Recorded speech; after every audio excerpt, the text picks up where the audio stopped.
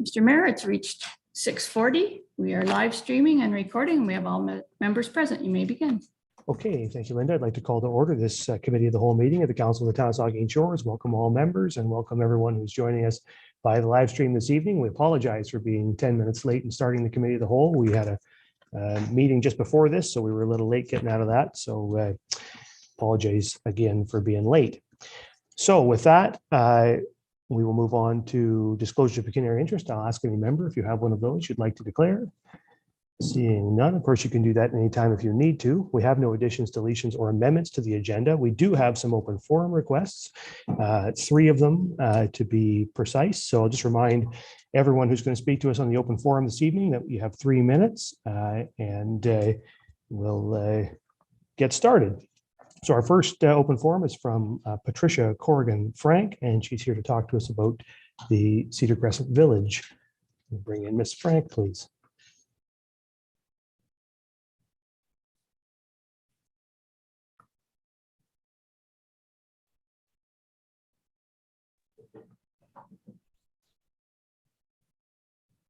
Good evening, Mayor. Can you see me? Yep, the floor is yours. Okay, thank you. Good evening, Mayor and councillors. On February 26, 2021, Jay Posner signed and approved a permit to take water on behalf of the town of Saugeen Shores.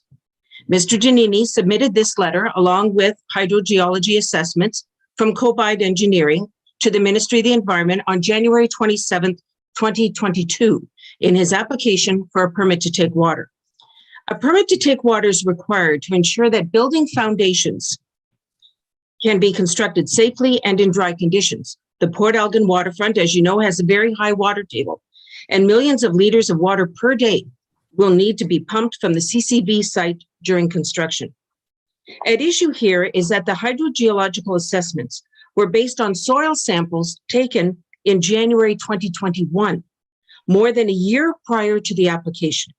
Not only was the analysis outdated, but it was based on the CCV site location being considered at the time and not the one approved on November 22nd, 2022.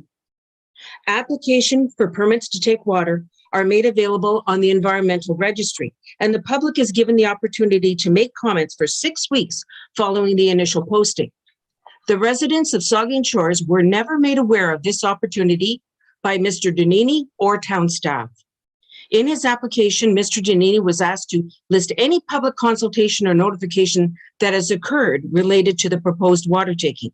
His response was, the site has been subject to discussions at numerous council meetings, as well as waterfront master plan public meeting. To be clear, the proposed water taking has never been discussed at any public council meeting in the last 3 years by the proponent or the staff of Saugeen Shores. Currently, the application is still under review by the ministry, and they have requested more information to clarify the information already provided and to further characterize the site.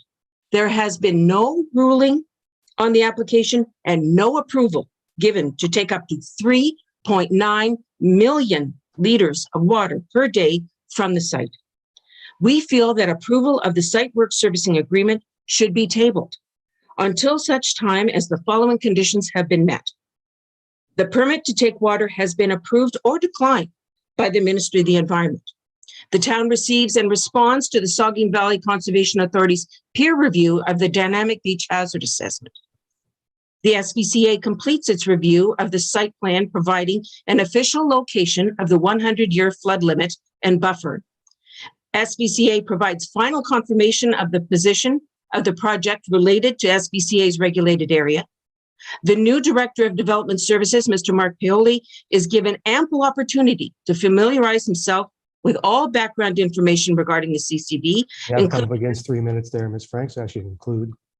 And finally, the public is allowed to give feedback to Council and Mr. Paoli on the new and dramatically changed design plans being presented here tonight for the very first time.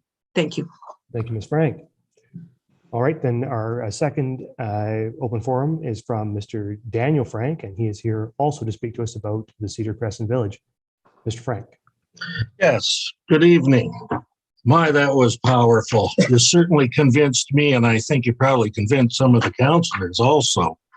Hi, I'm here this evening it's urging councillors to either vote against the site works and servicing agreement, or to table it until there is more information available in the future.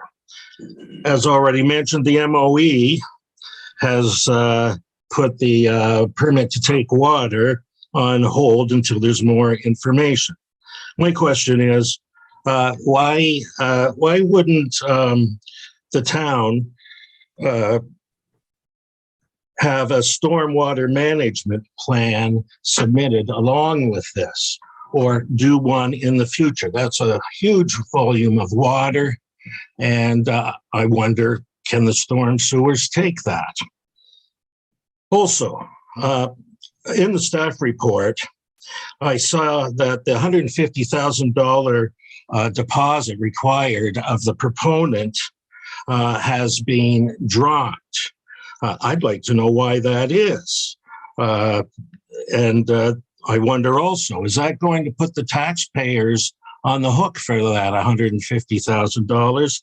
Or are we going to have reduced landscaping without that $150,000? Now, Councilman Davinsky and Deputy Mayor Matheson questioned a few months ago as to whether or not a banquet hall was still in the CCV development. The CAO categorically said no. However, shortly thereafter, another concept plan came up, and yes, no banquet hall was on it, but the space was still there and it was renamed something else. I would like to say that it is the function of that space, not the name, that is important. By the way, I see that banquet hall is on the latest concept plan, and it's hard to read because it's really, really small printing. Now, over the past 3 years, this issue of the CCV development has created lots of division and rancor in this lovely little town. And I would like to submit that this council is able to— Passed over 3 minutes there, Mr. Franks, and asked you to conclude. Okay, we'll be able to lease it out there because past councils have preserved it. I would urge you to either table or reject this motion this evening. And thank you very much for your time. Thank you, Mr. Frank. So now we'll move on to our third and final open forum this evening. It's from Steve Rowland, and he is also here to speak to us about the Cedar Crescent Village. And we can bring Mr. Rowland in, please. Well, can you guys hear me? We can hear you. We can't see you because you're— let's try this. There you are. Okay, go ahead, sir. Thank you very much, Mayor and Council. I'm a longtime resident directly across from the CCV proposal site and I live on Harbor Street. So I'm directly affected by whatever is decided on this development on all fronts. I understand the CCV project update is being presented tonight. This is a good time to reflect on the many changes of the original presentation to Council, July 2019, and later to the public, which was used to promote the CCV and basically get acceptance. Unfortunately, this list is one that points to attributes moving in the wrong direction as it applies to the public and specifically local residents. Number 1, hours of operation, initially promoted by Mr. Danini as 10 p.m. closing, then expanded to 11 p.m., followed by exceptions to 2 a.m. Now it's minimally 6 a.m. to midnight for all businesses, and based on ATCO licensing, the restaurant bar can be opened all the time to 2 a.m. This is an egregious shift in what was proposed for operating hours. Number 2, the promise to the public would have plenty of time to review and comment on final drawings once they were available has fallen off the radar and is not even an option anymore when asked for. It's denied. Number 3, noise control was a priority in the design, but with open license patios, this is highly unlikely and unachievable. The SAS event of 2021 opened my eyes to this noise issue. Number 4, family-oriented development. but the term bar is showing up in some of the design drawings. This is not a family activity and exactly what the proponent stated he was trying to avoid. Number 5, communications with the local residents have been non-existent, but was promoted as a priority for the town and the developer. Never happened. Number 6, the proposal is significantly closer to residential housing as compared to 2019. So business activities will be even more problematic to homeowners. Number 7, residential values should rise due to the development, as stated in a July 2019 slideshow. No one can tell me this will happen for the Harbor Street homes. Number 8, free programming and services in certain venues are now deleted. Tourist kiosks, train, marine stores, and volleyball courts gone. Number 9, multi-story buildings are still in the design drawings, even though the public feedback pours in against this. And it clearly states single-story low-rise buildings in the waterfront master plan and waterfront design concept documents. Over 40 feet high building is not low-rise. Number 10, planning, zoning, environmental, and building code issues are mounting and seems to be ignored and or bypassed for the town, even though it states all rules will be followed. There is much more than this, but I wanted to limit it to 10. Thank you very much for letting me provide you with this true, honest update, and I hope it generates some thoughtful thinking by council. Thank you very much. Thank you, Mr. Rowland. Okay, so that brings us to the end of the open forum. Now we're on to delegations. We have 3 delegations this evening, and I'll just remind all the delegations that our council allows 10 minutes for delegation. So we have 3 tonight, and I would encourage and request that all the delegates keep in mind that time limitation. And with that, we will begin with our first one, which is from Councillor Dave Mayette and President Mike Hahn, or he's the president, sorry, he's councillor and president of Lake Huron Fishing Club, and Mike Hahn, who is the vice president, and they're here to talk to us about the Lake Huron Fishing Club. So we'll turn it over to you, gentlemen.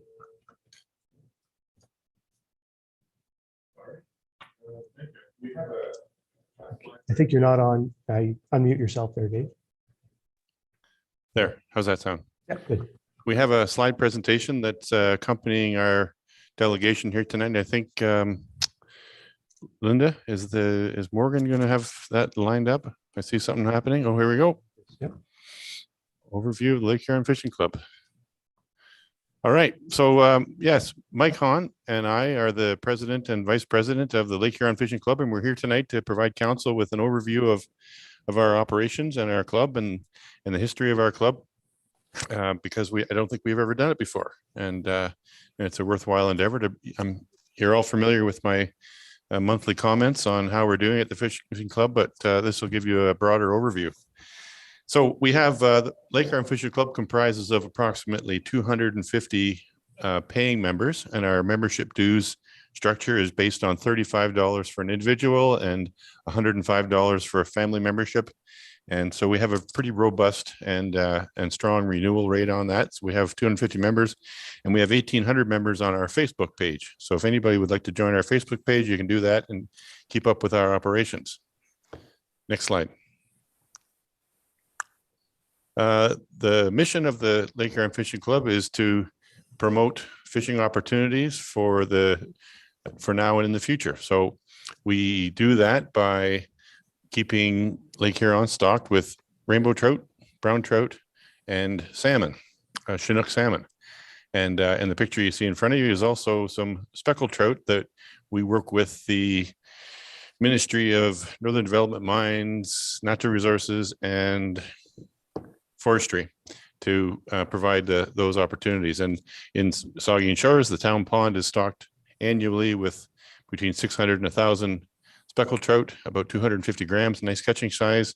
And that fishery is targeted towards children, of course. Next slide. We have 2 hatchery operations. We have a hatchery in Port Elgin. Many of you maybe know where it is, but I'm very surprised at the number of people that I talk to in town who don't know where it is and had no idea that it's been there. And it's been there since about 1985 or 86 when it was built. So that it's off just at the end of Upper Avenue, which is halfway down Green Street. Turn left on Upper Avenue, and it sits right beside the town pond. Another feature that a lot of people don't know is there. We use the town pond as headwater for our hatchery. And it's a flow through hatchery. That's the type of hatchery we have. The salmon hatchery operates from October when we collect salmon eggs at the Mill Dam in Owen Sound, and then we release those fish when they get to be about 8 to 10 grams each, which is typically around the end of April or the start of May each year. And then that hatchery shuts down for the summer. Whereas our Kincardine hatchery, which specializes in trout, rainbow trout and brown trout, operates 12 months of the year because we keep those fish to a much larger size. We do rainbow trout with eggs that we catch or that we harvest from fish spawning at the Saugeen River, Denny's Dam in the spring, and then we keep those eggs hatch, and we keep them for typically about 18 months. So those fish get to be much bigger, 30 to 40 grams, about 6 inches in length, and we release about 75,000 of those a year. And then the brown trout, we get the feedstock for our brown trout from the Ministry of Natural Resources, Mines, Mineral Development, and Forestry. And they raise those, they have those eggs come from the Chatsworth hatchery. In salmon, we have 110,000 eggs that we collect in the fall, and we typically would release around 75 or 80,000 salmons fry in the spring. Next slide. Continued. Okay, so this is a view. That picture there is one of our eggs in the very early stages. You can see that's the eggs and the milt, if you like, mixed together, and that's where the magic happens right there. We take 110,000 eggs. Our success rate is about 78%, where in nature, the success rate typically is around 2 to 3%, meaning 2 to 3% of the eggs that are laid actually turn into fish. We're bringing that up to about 78%. So in most years, we have a very high success rate. We've had a couple of wobbles along the way over the years, but we've learned from those, and our success rate is very high. We stock those in the rivers in the Pangatango or Saugeen and Salwa River, so that the fish will imprint on those rivers and hopefully return when they're mature in 4 to 5 years later. Next slide. The Kincardine hatchery operates year-round. As I indicated earlier, we raise rainbow and brown trout. The eggs come from Denny's Dam. There's a picture there of the brown trout. Those are being stocked into the lake. Brown trout, typically we would stock those closer to the mouth of the river. They don't need to imprint quite as much on the river. They're typically a inshore fish. The fishing for brown trout can be done from shore in many cases. Along the rocky shores, you can just cast out a row bag and you'll have luck catching brown trout. Ron Krulicki is our manager down at Hatchery. He does a terrific job. He has a tremendous group of volunteers that work with him 12 months of the year. And I'm in awe of how he's able to do that. Next slide. Our funding sources. Our funding sources is our club is fortunate to have very good funding sources. We include the Ministry Hatchery Program operated by the OFAH. It's funded through the Ministry of, as I said before, all those things. The membership dues, corporate donations. We have strong support from Bruce Power, OPG, K2 Wind, and most recently the municipality of Kincardine financially helped us out. The Chantry Chinook Classic Derby is one of our #1 funding sources, and I'm going to get Mike to talk about that in just a moment. And by selling fish food at the town pond. If anybody's been by there, you can put a quarter in and feed the brown trout that are in the pond there and the rainbow speckled trout. And that generates a surprising amount of money. Next slide. Volunteers are obviously the background of the club. We have a pretty strong contingent of volunteers. Most of them are unfortunately getting a little older. A lot of times it's retirees because the work of working in a hatchery is not always weekends and evenings. It takes people who have more time during the day on their hands. So we have a lot of people who are look a lot like me or a little older even. Once again, Kincardine, they do it all year round, which is tremendous. So we have a great group of volunteers. Next slide. The economic impact. This is something that should be particularly of interest to councils, in that we draw fishermen from a very large area. The Derby sees over 1,000 entrants every year. Hotels, motels, gas bars, tackle shops, they all bring revenue into the community, and it keeps our rivers vibrant, healthy. We have partnerships with a couple of other organizations, Steel Dreams and Steelheaders Organization. Steelheaders would be familiar to council. They run the a camping park over in along the river in Southampton. I'm going to get Mike to talk a little bit about the Derby, the dates, and what's coming up. Mike, are you on there? Yes, sir, I am. Thank you very much, Dave and Mayor and Council. The Chantry Chinook Classic this year for 2022 runs from July 23rd to August 7th. It is a 38th annual Chantry Chinook Classic. The Derby is the single largest fundraiser for the Lake Huron Fishing Club. Each year we raise over $25,000 as a result of this Derby, and that helps us to offset the hatchery costs at both the Kincardine and Port Elgin hatchery. I missed it, Dave, on when I was reviewing your PowerPoint presentation. The Derby attracts 2,000 entrants. Oh, sorry. Okay. That's okay. And it is the largest fishing derby on Lake Huron on both sides of the border, Canada and the US. So there's $50,000 in cash and prizes, with $15,000 cash going to the largest salmon. So it is it does draw a lot of people from all over. We have every year we have two in particular. One entrant comes from Texas and fishes the entire Derby, and a husband and wife team fly in from BC to fish the Derby as well. So that's really, really interesting. Like Dave said, the economic benefit to Bruce County is absolutely massive. The hotels, motels, campgrounds, all your food service, retail shops, everybody benefits as a result of the Chantry.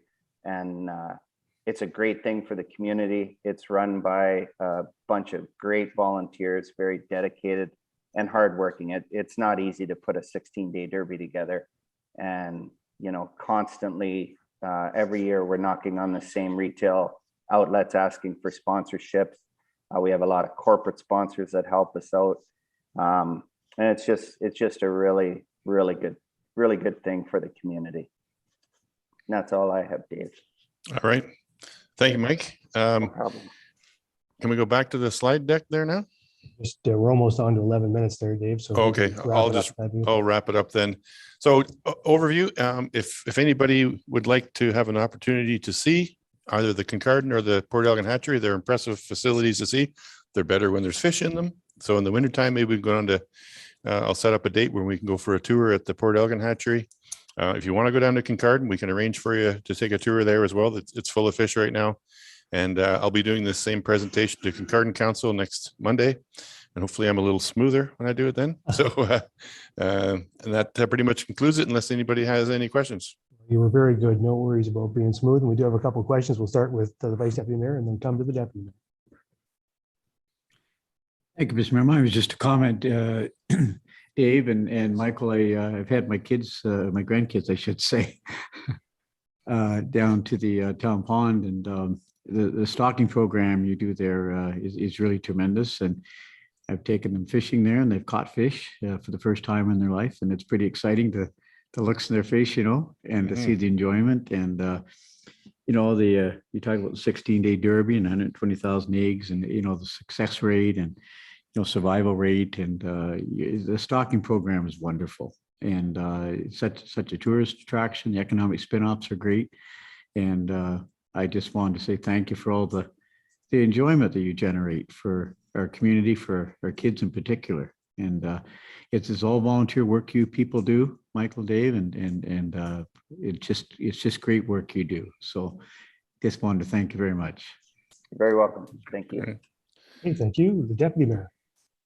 Thank you, Mr. Mayor. Through you, Dave, Mike, I just wanted to thank you and both of you, and all the volunteers who work for Lake Huron Fishing Club. I participated in the Derby for many, many years. I've been out on the lake, and what we've caught has been a product of what your club has put out. You are correct. The output of economic development that comes in because of your tournament is massive. 2 weeks, It's the single largest tournament in this area. Keep it up. I hope to be out in the lake again this year. And one question, is there any way we might be able to put some speckle or something into Fairy Lake to give the kids of Southampton an opportunity as well? The problem with that, Deputy Mayor, is temperature. The Fairy Lake becomes lethal to any salmonid, which is brown trout, rainbow trout, any of the salmon, and so the specks, it's just not an opportunity. We've explored. We've had people ask us to put in Erin Lake and several other lakes, and it's so sensitive to temperature that we're not able to do that. But thank you for asking. Well, thank you, Mike. Councilor Davinsky. Yes, thank you, Dave. Thank you, Mike, for this presentation. Very interesting indeed. I have a question. Has this program or this presentation ever been taken into the schools for the young kids? I'm talking elementary schools where they get their start and could learn. You could take fish in and show them the difference. I wonder if that's ever been considered by the club. I'm glad you brought that up, Mike, or John. Because and I've left this out of my presentation, and I should have included it, is that we do run a school hatchery program. We have a fellow who Richard Elliott. Thank you. Richard Elliott runs the school hatchery program, and it did have to get scaled back during COVID for obvious reasons. But before COVID, and he's scaling it back up, we had 55 elementary schools, several here in Saugeen Shores, including GC Houston and Saugeen Central and Northport, that have aquarium hatcheries. So we supply them with eggs in the fall with salmon eggs, and the kids take care of them. And that program is funded 100% by Bruce Power, by the way. They've bought these aquariums because the aquariums, as Mike alluded to, the fish are very temperature sensitive. So the aquariums have to have chiller units attached to them. And the kids watch these fish grow up until they get to, in fact, those fish, because they get fed so well in the school, often grow much beyond the 10 or 12 grams. They sometimes are 15 or 20 grams by the time they get released. The kids take them down and they release them in the rivers, and they usually do it in conjunction with a field trip that includes a trip to the hatchery. So the kids do get indoctrinated into this, and that we actually get some volunteers out of that. Kids that get into high school call us up and they want to participate and come back. So it's a good feedstock for our school hatchery program, and I'm going to add that to my presentation for next week. And if I could just close with one other remark is, we don't ask the town for any subsidies or anything like that. We do get some support from the town in that they take care of our grass cutting and the garbage can down at the hatchery, which is much appreciated. They also supply free boat launching for Derby participants at the municipal dock, which we're very thankful for. The one ask that I would like to make is that on Green Street, where Upper Avenue is, I would like to see a wayfinding sign there that says hatchery and Town Pond, because it amazes me the number of people that have lived here their whole lives and don't know that it's there. So we, if we could arrange something like that, that would be an ask that I would like to see. You have to find somebody who's on council and ask them. I might have to find somebody that would support me on that. Yeah. All right. And if there's nothing else, that concludes our presentation. Thank you, everybody.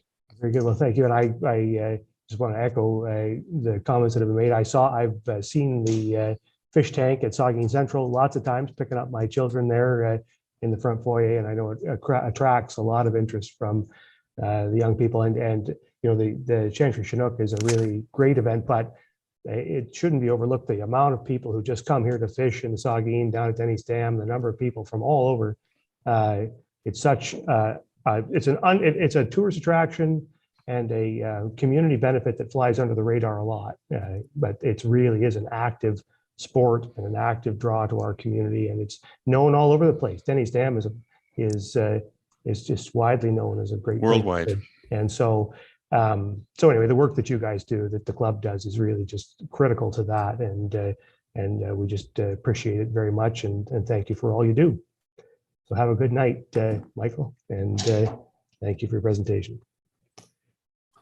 So that moves us then on to our second delegation, which is from the Local Immigration Partnership. And we have Dr. Deepika Gupta from the Grey Bruce Local Immigration Partnership. We have Sunit Kukurija from the YMCA and David Morris from the Welcoming Community Grey Bruce, a Circle of Support for newcomer integration.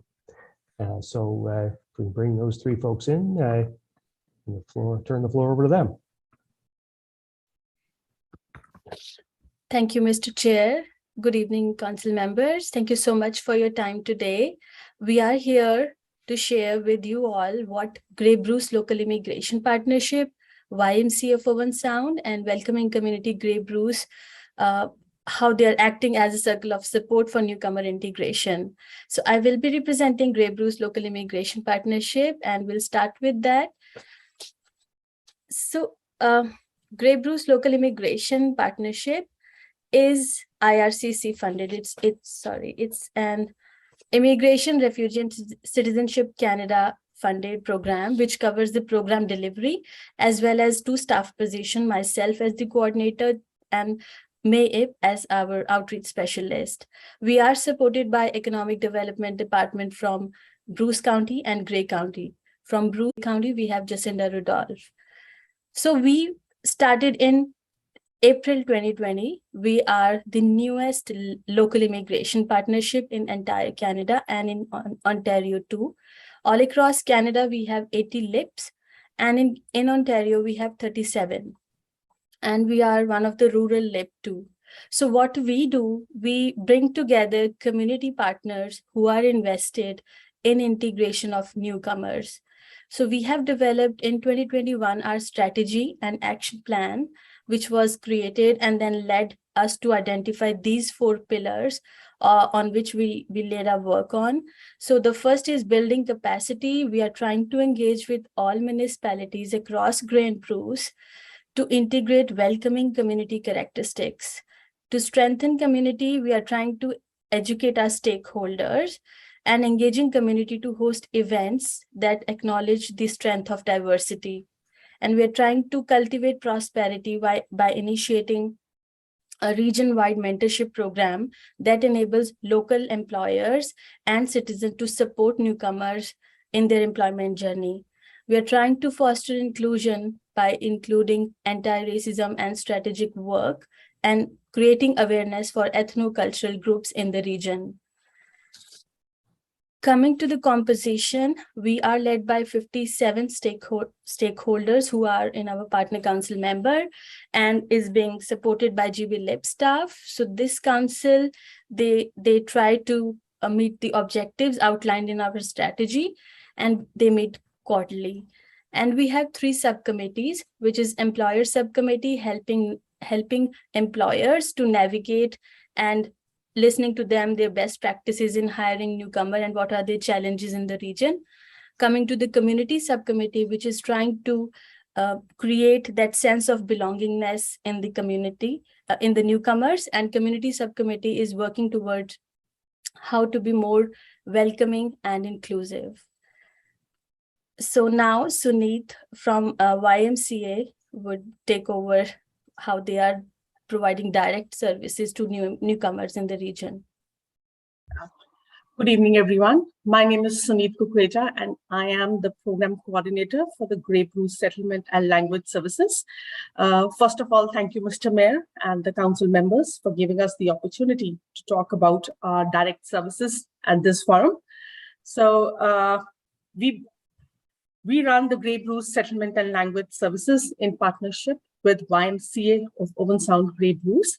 It is, Dipka, can you move to the next slide? Thank you. So it is an IRCC funded program. It means it is funded by the Immigration, Refugee Citizenship Canada. And basically this endeavor is put in place to help newcomers integrate into rural communities like the Grey and Bruce area and make these areas their home. At Settlement Services, we provide our clients the strength and empower them to navigate the various systems as a newcomer when they immigrate to a new country. Next slide. Some of the services that we offer and assist newcomers, maybe when I talk about newcomers, it is any immigrant moving into the country, either by their choice or because of unforeseen circumstances like the Ukrainian war or the Afghan refugee situation. So we deal with all these clients directly. They reach us through the word of mouth, through other settlement agencies, through the airport centers, through refugee groups. So that is how they reach our services. This endeavor was put forward by the welcoming communities, I think 2 years back when we first started. And what we offer is support to newcomers to navigate and channel various resources, like as simple as getting a SIN number, applying for a banking account, navigating the school system, assisting individuals with workplace. If language is a barrier, helping them develop those language skills by a program which is known as LINK, which is Language Instructions for Newcomers. All these services, they are free of cost. They are completely confidential. And the ultimate aim is to assist newcomers settle into the gray and blues areas. So if you guys have any questions, feel free to reach out to us at our website, and I will pass it on to David. Good evening, Mayor Charbonneau and members of council. My name is David Morris, and I'm chair of a nonprofit corporation called Welcoming Communities Grey Bruce. We're a relatively young group, having formed in 2019 as the result of a merger of 4 smaller organizations that realized over time that they had similar objectives, and it made some sense to be together under one umbrella. As yet, we do not have charitable status, but that is our ultimate goal. As our mission statement says, our objective is to see Grey Bruce become even more welcoming area for everyone, whether they come here from another country or people who are born here who have been part of a group that's historically discriminated against, so that everyone feels welcomed for and valued for who they are, and that there are the many benefits of this area are accessible to them as well as anybody else. Next slide, please. So we work at a number of levels. The direct service, as we've just heard, is provided by the settlement services, but we do what we can in a informal way behind the scenes to assist that settlement of newcomers, however they come here into this area. We've over the years done a number of research projects to better understand the needs of newcomers to a rural area, and we make those available to community members through our website, through printed resources and workshops. And a local example is that we were able to give some assistance to the group that were briefly supporting the refugees from Afghanistan who were in Southampton last fall. And tomorrow night, we're holding a workshop for people who are interested in hosting families from Ukraine. At the same time, we're doing what we can to make community members aware of the ongoing needs for the values of diversity and the barriers that newcomers face to settlement here. And over time, we've collaborated with very many organizations in terms of outreach and involving in our projects, all with the objective of making a welcoming community. And I think we're getting short on time, so I'll turn it back to Deepika, and our website was there, and hopefully we have time for answer some questions. Thank you, David. So just to put our work in a case scenario and to gain a better understanding of how we all work together and who you can connect as municipal leaders. So we can consider this case scenario if a member of your community or group of your community has joined together to support Ukrainian, they are unsure about where to start and to whom to connect with, they can approach GB Lib. As we provide indirect services, they can connect with us, myself or Kime, to find out the specific resources what we have. And for example, is there any funding available? Is there any other group working toward the same cause, or are there any welcoming kits or information available for Ukrainian in the region?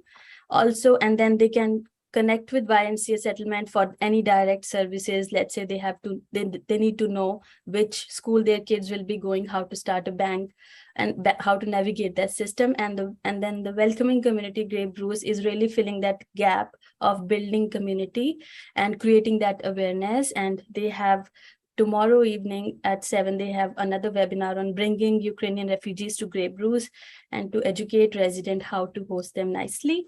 So in conclusion, LIPS, Local Immigration Partnership, bring together service provider, community agencies, settlement agencies, and employers and other stakeholders at the same table to create a welcoming and inclusive community.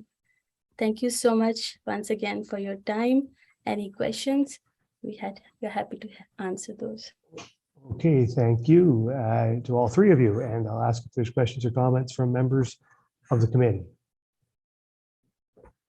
Start with the Vice Deputy Mayor and then Councilor Mayat. Just a comment and maybe a suggestion, Mr. Mayor and David and others.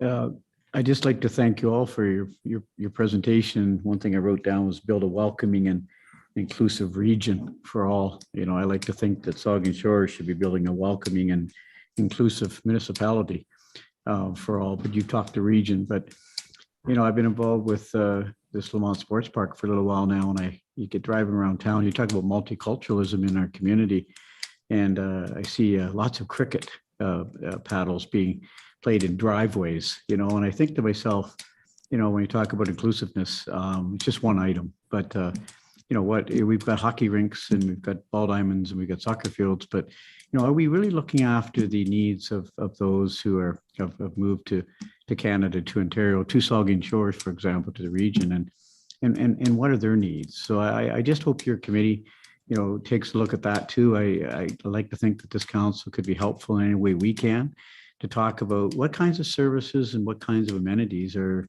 available or need to be made available for those moving into the region. And language could be a barrier for one, obviously, but what are their recreational needs too, their social needs? And so I hope this council would be supportive of if you ever come back here and ask for input or guidance or direction. I just think we need to do our part as a municipality. And I have this thing about a cricket pitch for this community, and that's just one thing. But anyways, the other thing, multiculturalism, multicultural dinner.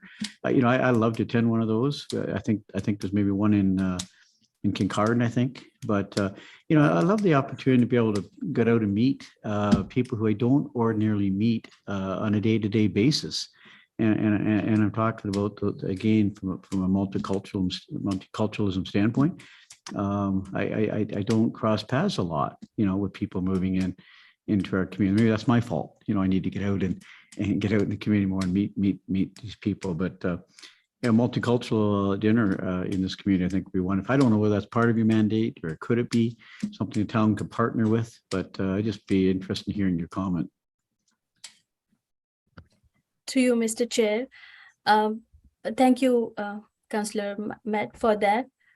We definitely have that group of belong subcommittee where this multicultural event used to happen in Kincardine, like before pandemic. So they just didn't do it because of pandemic. But now the person who was doing that, Chandra Tripathi, he is in our partner council from Kincardine, and we are planning for another multicultural event in August. So we will not forget to invite all of you there.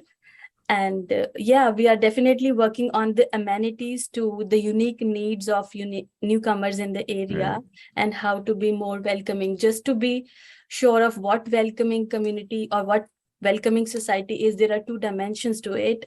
That is spatial dimension, where we have space for the newcomer, we value them, and then is the discourse dimension, where we have agencies supporting them. And I think Grey Bruce has both, because we have settlement services, because we have leaders who are supporting to, having new immigrants here, and the economic development teams working towards that.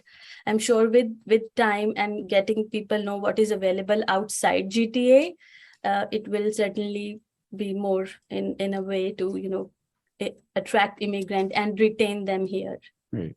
Well, thanks again for your presentation. And then we talk about immigrants and anything anything I like to think we could do as a council to support your cause.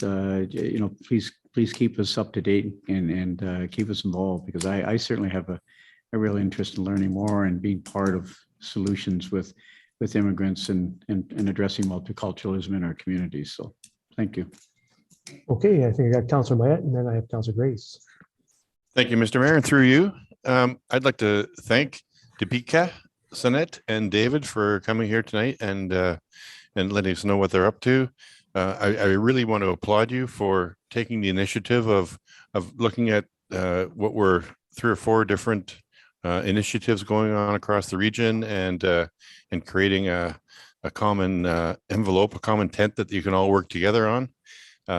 I didn't see anything in there about the United Way support, but I know that as I'm the chair of the United Way Board of Directors, we do direct funds, and we had a staff person working on ESL programs and things like that over in Owen Sound. So if you haven't included us already, please consider reaching out to Francesca Dobbin at the United Way in Owen Sound, and she's a wealth of knowledge and certainly a massive resource that I'm sure she could have some input to your program.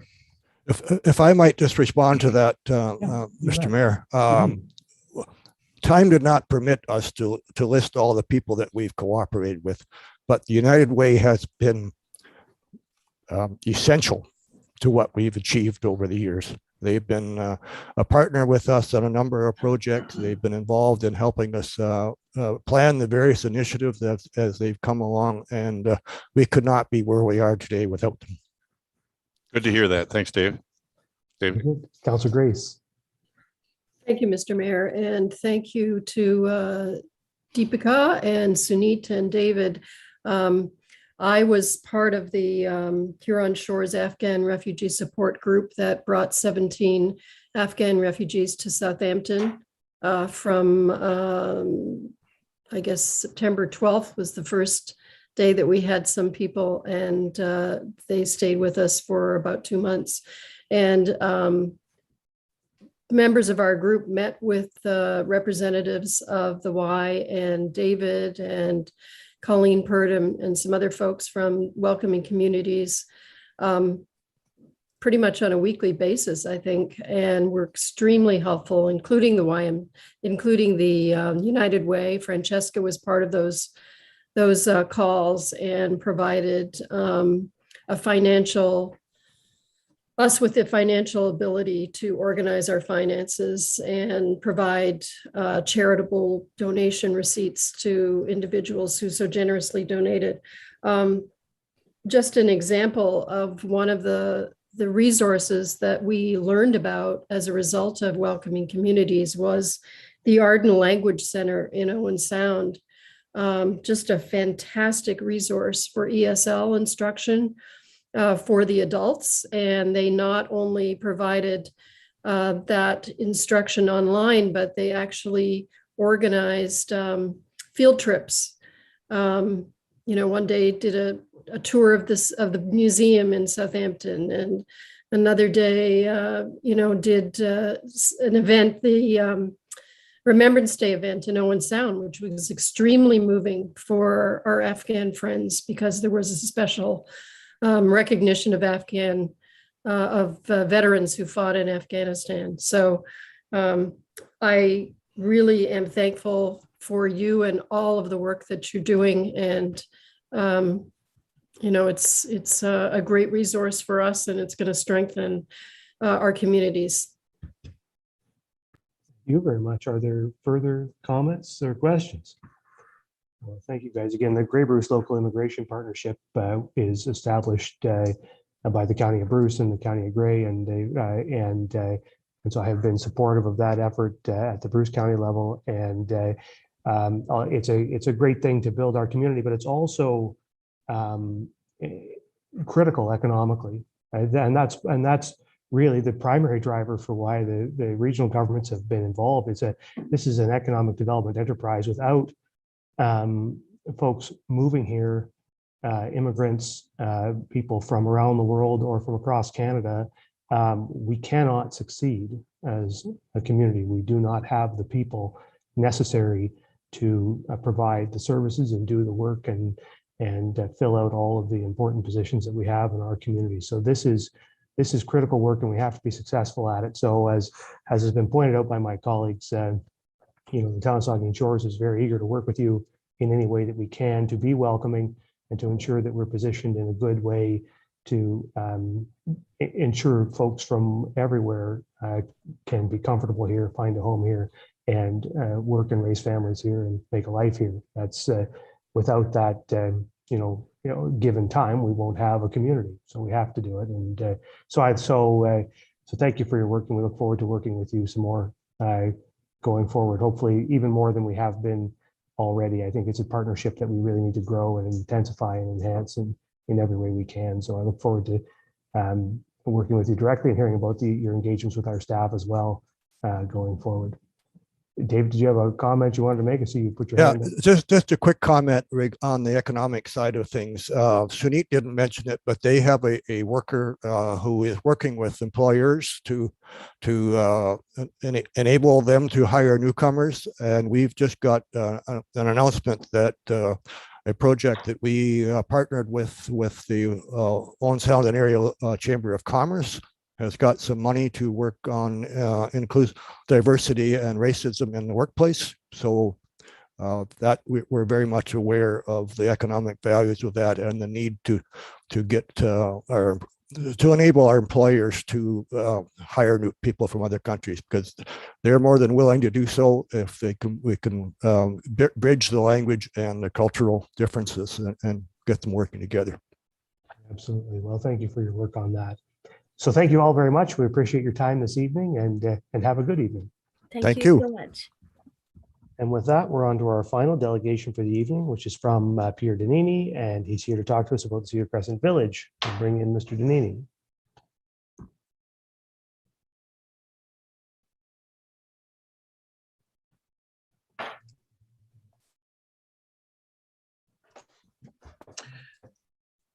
Everything working? Yep, the floor is yours. Thanks, Your Worship. I'm going to start with a little bit of history. My comments are fairly brief. I think we've been over this topic ad infinitum in our community, and I think everybody's really looking forward to moving on. So in the winter of 2018-19, this council decided it was time to explore ways to rejuvenate and revitalize one of our most important assets, which is the Harbor District. An RFP was issued, and we were the successful proponent. We used the existing waterfront master plan as a template for what our community needed and wanted down on the waterfront. We also used history as our guide. The name, the Cedar Crescent Village, pays homage to a time when different activities populated our waterfront. That was done on purpose, the selection of that name. The master plan, the waterfront master plan, had been developed by a committee made up of a wide cross-section of our town and clearly articulated what we all wanted down there. Public meetings, input from council, staff, and from more stakeholders than I can mention, all contributed to the evolution of what we have before you tonight. There was definitely more than one attempt to get it right, and tonight we have got it right. We're very proud of this design. The project will allow both residents and recreational visitors to fulfill what countless communities like ours take for granted, but we have lacked for years, which is a functional waterfront that works for all of us.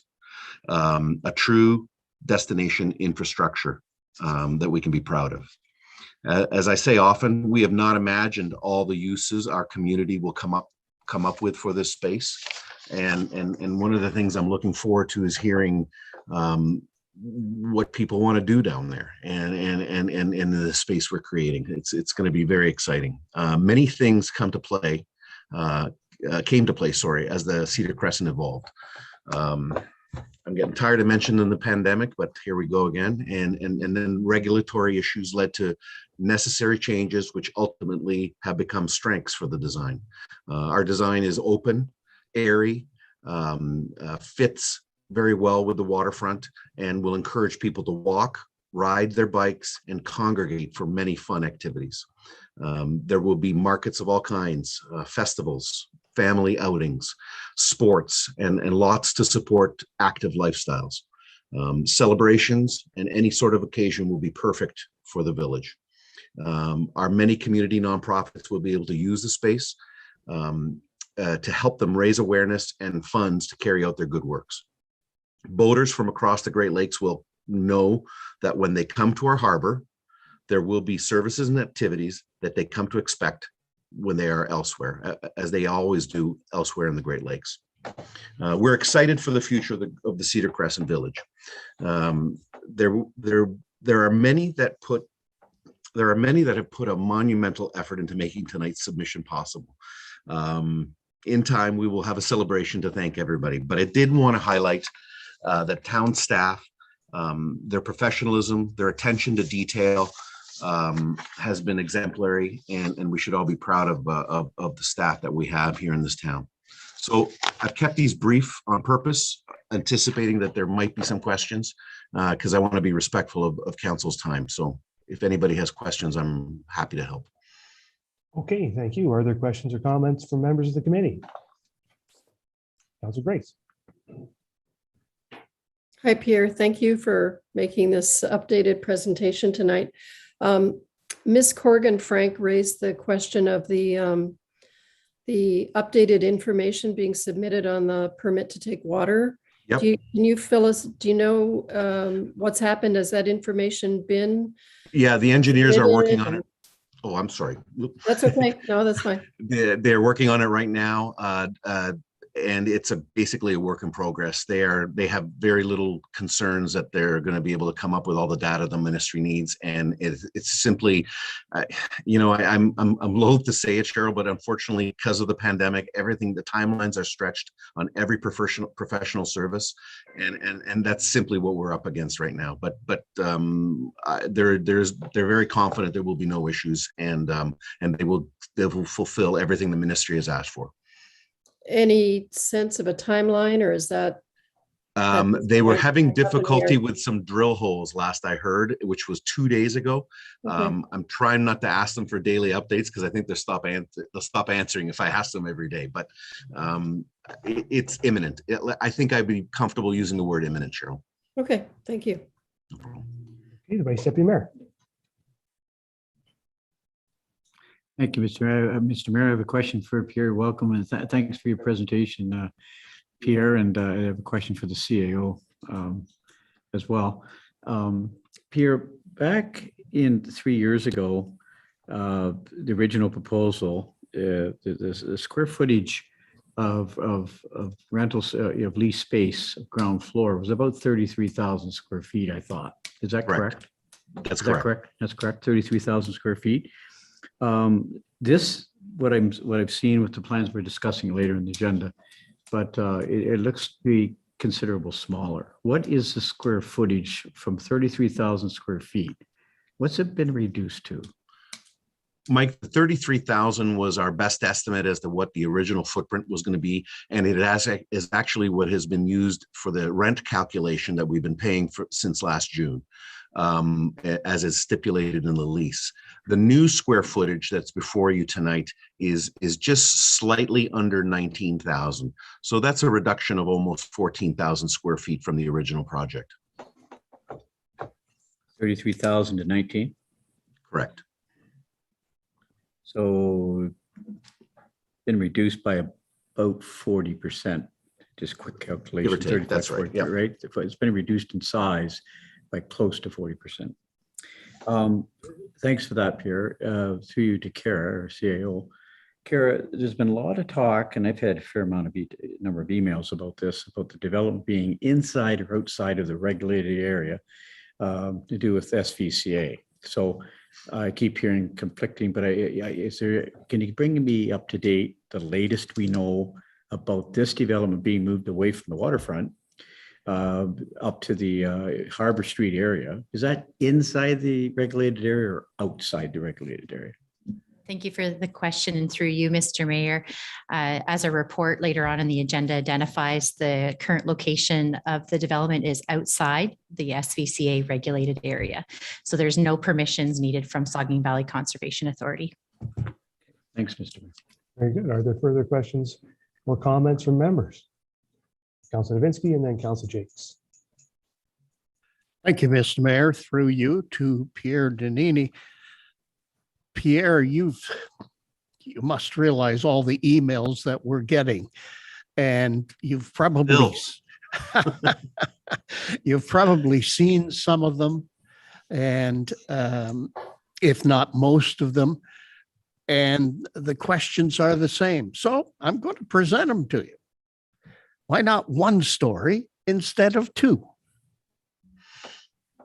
Well, the short answer is we had to move the project back from the waterfront because we collectively couldn't secure the approval from SVCA. So we certainly wanted to preserve one of the features, which would be the view, which would be the ability to see the lake unobstructed. The height conforms to the zoning, so it isn't out of the ordinary. We haven't asked for a minor variance. It is completely permissible.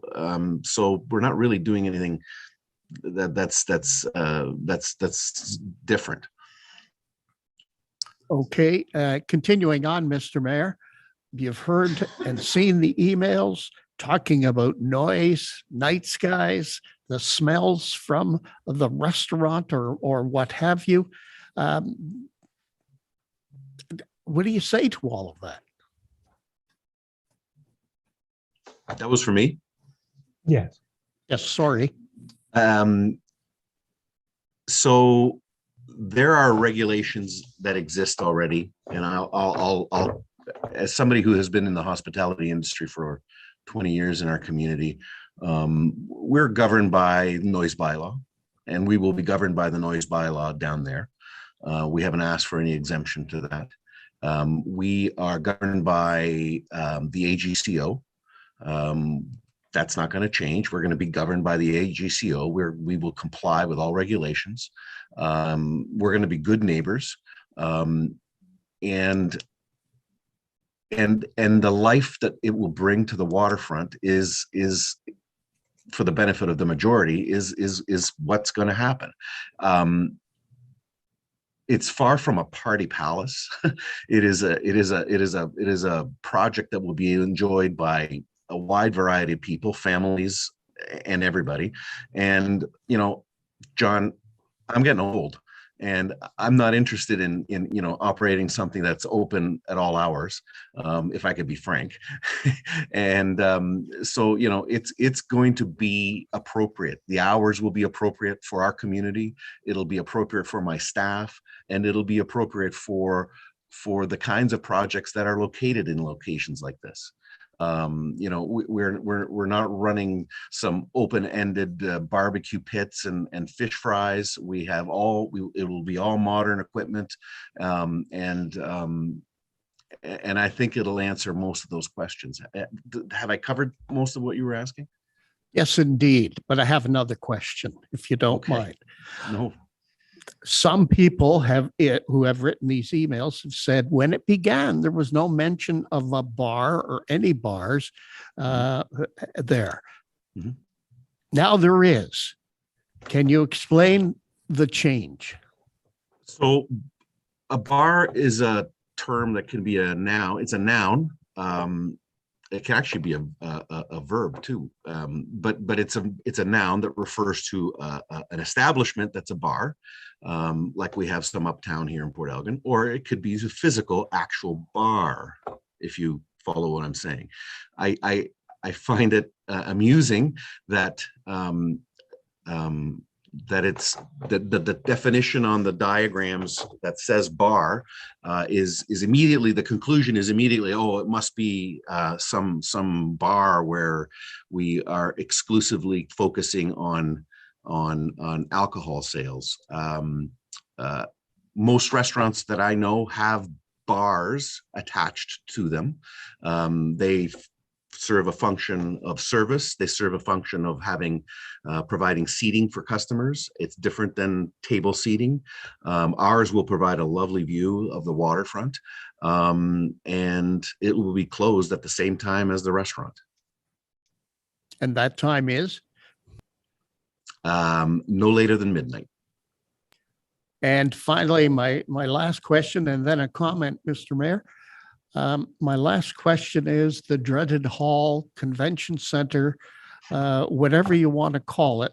And that's what everybody's saying. It's just a name, but you have rentable space there. These people say you have rentable space there that could be turned into a place where you could have weddings and what have you. And they're concerned about that.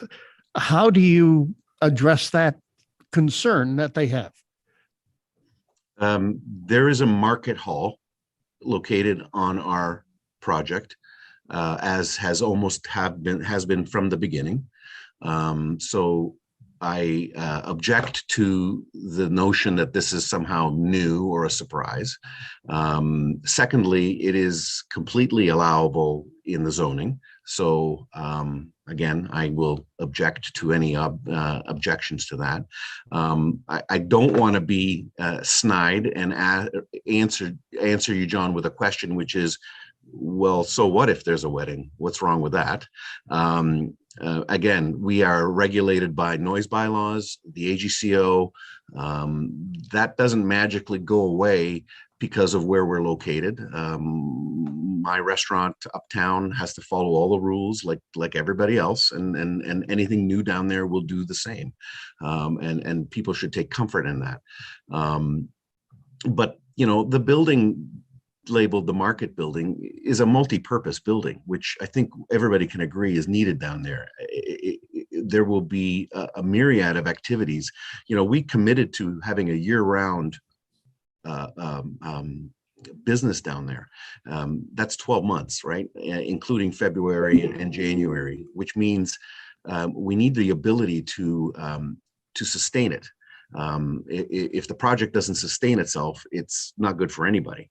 The Market Building will provide us with the ability to host various activities in town, and will it be rentable? Yes, it will be rentable. Will it be donated to nonprofits? Yes, it will be donated to nonprofits, as we said from the beginning that we would.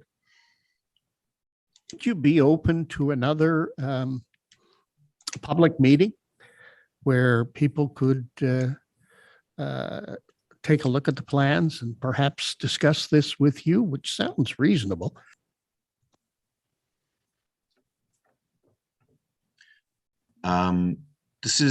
We're into the fourth year of this, John, and we're going to reach a very critical point where there's going to be some problems if we don't carry on with this. So I think there's been enough public meetings, and I'd say it's time to get on with building this thing. Thank you, Pierre, for being forthright and willing to answer those questions that have been in many emails. Judging by the comments and emails I've received, majority want the development. But bear in mind, I've received many emails and comments against the development. It's not 50-50. As a matter of fact, the positives are ahead of the negatives, according to my references. If I had to break any tie, I would vote in favor. The beach area, not the beach itself, is a great area to present such a development. Thank you very much, Mr. Mayor. Okay, thank you, Councilor Jakes. Through you, Mr. Mayor. I just want to address the noise more from a idea of construction and noise suppression rather than bylaw. And I was just wondering, I'm sure it's in there and I don't need a lot of details, but obviously you and your architect have sat down and talked about noise suppression, triple painting windows so that the noise within your building won't be going out into the public. Would that be fair? Yes, and if did you mention construction during the construction too, or was I'm saying new construction that you would indeed yes be putting noise suppression as part of that? Yes. Okay. Okay. Are there further questions or comments from members? I don't see any, so thank you very much, Mr. Denis, for giving us a few minutes of your time and all that information. And obviously, as you know, we'll be discussing this on our regular council agenda later this evening. Have a good evening. Okay, so now, sorry, I'll get back to my agenda. We're on to reports of municipal officers and committees, and 7.2, which is a general government report and a staff report on an update to the Lamont Sports Park terms of reference. And we'll turn that over to Jenna Stubbs, the manager of human resources. Thank you. Through you, Mayor. This is just an update to the terms of reference to increase the upper limit of the goal set for the Lamont Sports Park Fundraising Committee, with the goal of having additional funds raised to add additional amenities to the development of the Phase 2 park, to include a pavilion and a batting cage storage. There's also been the addition in the amended terms of reference to a stop date of the campaign as well. So the campaign would wrap up the earliest of achieving the new limit of $1.5 million raised, or reaching that target of September 6th. Okay, thank you. There is a recommendation that council approve the update to the Lamont Sports Park terms of reference as outlined. Questions or comments from members of the committee? The deputy mayor. Thank you, Mr. Mayor, and through you, I would just like to congratulate the Vice Deputy Mayor, Rob Stanley, and the rest of the committee for the work that they've done. I know that they've gone out and gone far above what they originally set out. This is a one-of-a-kind facility, and I will wholeheartedly be supporting this updated terms of reference. It's going to bring a few more amenities into the facility that are sorely needed. There's a few other things we'll talk about later on that maybe council can put in through the budget. But I wholeheartedly support this update. Thank you. Further questions or comments? Vice Deputy Mayor. Yeah, thank you, Mr. Mayor, and to our Deputy Mayor, thank you for those kind comments. And Robert Stanley, who's our co-chair, and all of our volunteers have just done, phenomenal amount of work, and they keep driving. They keep fundraising, and what we're finding is the community just they want to keep donating to this Lamont Sports Park. They want to be part of it, and this resolution on the books tonight to increase the ceiling from 1 million to 1.5 is a good change. Because what it allowed us to do as a fundraising committee is take further burden off our taxpayers. Further burden meaning that we can raise enough funds to build the pavilion and build batting cages for the kids in the storage building. I don't see a downside to that, and I think the way the fundraising committee is going, we initially started that 1 million and raising this to 1.5. I really do believe we can get there and build those other amenities. I want to read something to you tonight. And this has happened today. This has happened today from Saugeen Shores Minor Baseball Association, anticipating that maybe we're increasing our ceiling, to 1.5 to include batting cages for our kids, batting cages, and a storage building to store their equipment and their jerseys, and all these amenities are going to be needed at Lamont Sports Park. But this from the president of Minor Ball. This is the kind of good stuff that's happening in our community. Mike, at our meeting last night, Saugeen Shores Minor Baseball Executive passed a motion to support Lamont Sports Park with $25,000 over 5 years, starting in 2023, in exchange for 2 batting cages, an equipment storage room, and a jersey room. So storage room. So they want to fundraise for that. They want to be part of the campaign, and so that's the kind of support that we're seeing in our community. And I want to say one more thing, Mr. Mayor. This is about our community, and we look at the June 4th launch. What happened? 1,000 people showed up at the launch. 1,000 people, and I think what's happening is when I take a look at all the $10,000 donors for the banner program, for example, they just keep coming in, and people can keep contributing. And so I just wanted to say to the community, thank you for helping to make this happen. This campaign's going well. I wanted to just close with this. We're in the public fundraising campaign now. This is the opportunity for members of the public to come forth. Our businesses have done their thing. Corporations have done their thing with $250,000 for Boost Power and 100,000 from Saugeen Shores Rotary and Lions Club, 75 grand, and a whole bunch of other 50s for diamond sponsors. But this is your opportunity, members of the public. Let's get those batting cages built. Let's get that picnic shelter built for picnics and anniversaries and weddings and other functions. That this is an all-inclusive sports park for more than balls, more for just ball. There's a trail system through there. Accessible playground is going to be built. Now a pavilion being added tonight if this passes, and batting cages and storage building. It's a wonderful development, and a showcase for our community, for all of Grey Bruce. I think it's one of the finest facilities that you'll see in Grey Bruce. And so, members of the public, go to the Saugeen Shores website, and Janice Stubbs is on the call. And I see, Janice, could you just remind the public how they can donate? $50, $100, $5,000. They talk about the bleacher program just quickly.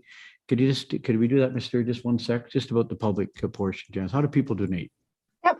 Anyone that goes on to the town's website should see a pop-up bubble that allows you to click to sponsor the park.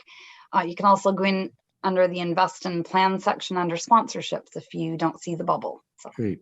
Thanks, Janice. And Mr. Mayor, there's a bleacher program that we've got going on right now, $5,000 in memory of a loved one or a friend or family member. Put your name on a set of bleachers for 20 years. We've got 8 already spoken for out of the 18. There's 10 remaining. And boy, we love to see those 10 bleachers with $5,000 sponsors on them, donors on them. So members of the public, please come forth and help us with this last leg of the campaign. Very good. Thank you. I think I saw Councilor Davinsky there. Thank you, Mr. Mayor, and through you, because I am a member of this fundraising committee, and it's been quite an education, but I'm enjoying it. This ask for terms of reference change does not show how clever the committee is, but how much the community wants to be part of the future of recreation in Saugeen Shores. The extra money will enhance the amenities that the Vice Deputy Mayor has already talked about, and they will be at Lamont Sports Park. If no change to the terms happens, we literally would have to turn off the tap to the hundreds of community members that still want to give and be a part of this project. Thank you. Thank you. Are there any further questions or comments? Well, thank you both, Vice Deputy Mayor and Councilor Davinsky, and to your whole team. You've done great work, and as we said on the 4th, we knew that the committee was not only going to meet but exceed its fundraising target, and this is just going to codify that or create the room to do that and create and add some amenities to so folks know where that money is going to go, and clarify exactly that council is as committed as the fundraising committee and as the community to building these things that we're raising money for. So it's an important change to make. It's going to offer some clarity to our fundraising committee, offer some clarity to the community. Obviously you're going to reach the 1.5 million. I'm going to be surprised if it takes till September 6th. September 6th is my birthday, so that would be a great birthday present for me if it was the case. But I'm going to be kind of surprised if it takes you guys that long and takes the community that long, because as you said, folks are pretty eager to give. So, but we're going to get there, and looking forward to seeing this thing under construction next year and people playing ball on it in 2025. So with that, you've heard the recommendation. All in favor? That is carried. All right. Now we are on to, back to my agenda. Okay, communications and petitions for information, 5 items there. Anybody wish to speak to any of them? Don't see anybody, so we will move on from there. There's reports of municipal councilors and policy, and that's my report there, and it's presented to you so that you have a copy of the presentation that I gave at the Mayor's Breakfast for your information. And then we have item 9, reports of department heads. We have 3 items there. First is an information report on the audit planning report. And does the treasurer have any comments to make to that? Yeah, Mr. Mayor, this report just highlights that the 2021 financial audit is beginning and includes the correspondence directly from our audit team at BDO to members of council. It outlines the details of who's involved in the audit team, the timeline, and the responsibilities for each party. The process, methodologies, and risks are largely similar to prior years. Thank you for that update. Are there any questions from any members about that? Don't see any, so thanks for that, Daniel. Now we'll move on to the second item, which is a information report on utility billing corrections, the treasurer. Thanks again, Mr. Mayor. Recent discoveries in the water billing setup revealed that some commercial and industrial water customers were reporting lower than actual consumptions, resulting in underbillings. This report just brings that information forward for council and notifies about corrections that will be made to those accounts on the upcoming billing cycle. Thank you for that. Are there questions for the treasurer on this one? Councillor Mayette. Thank you, Mr. Mayor. Through you. Daniel, how many customers would we be talking about that got underbilled that we have to go back on? There's roughly 10, so 10 that have been identified. All right, and are they all aware of it already? There'll be notices going out to those customers within the next couple of weeks, over a month in advance of that upcoming billing cycle. Is this going to come as a big surprise? Are the errors in the magnitude of? Is it a large magnitude or? On certain customers where there are large consumption volumes, there may be reasonably large magnitudes. All right. I guess if they have issues, then we'll hear about it. Yeah, and it's certainly the purpose of the report, is to bring everybody up to speed on the issue.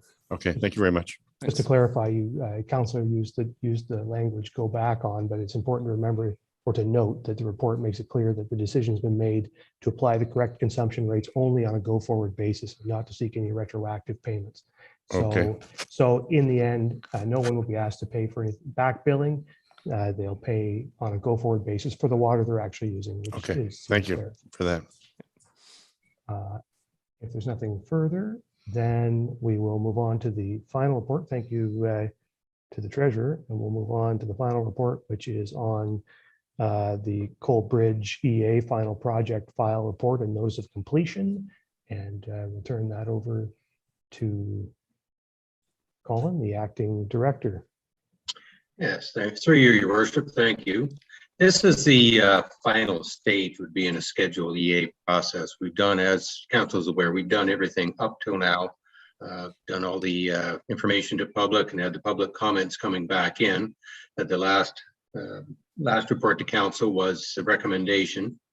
We've accepted that recommendation. So now what we have to do, just to finalize everything, we have to do a 30-day final review for any comments that may come to public. So this will be posted on July 15th.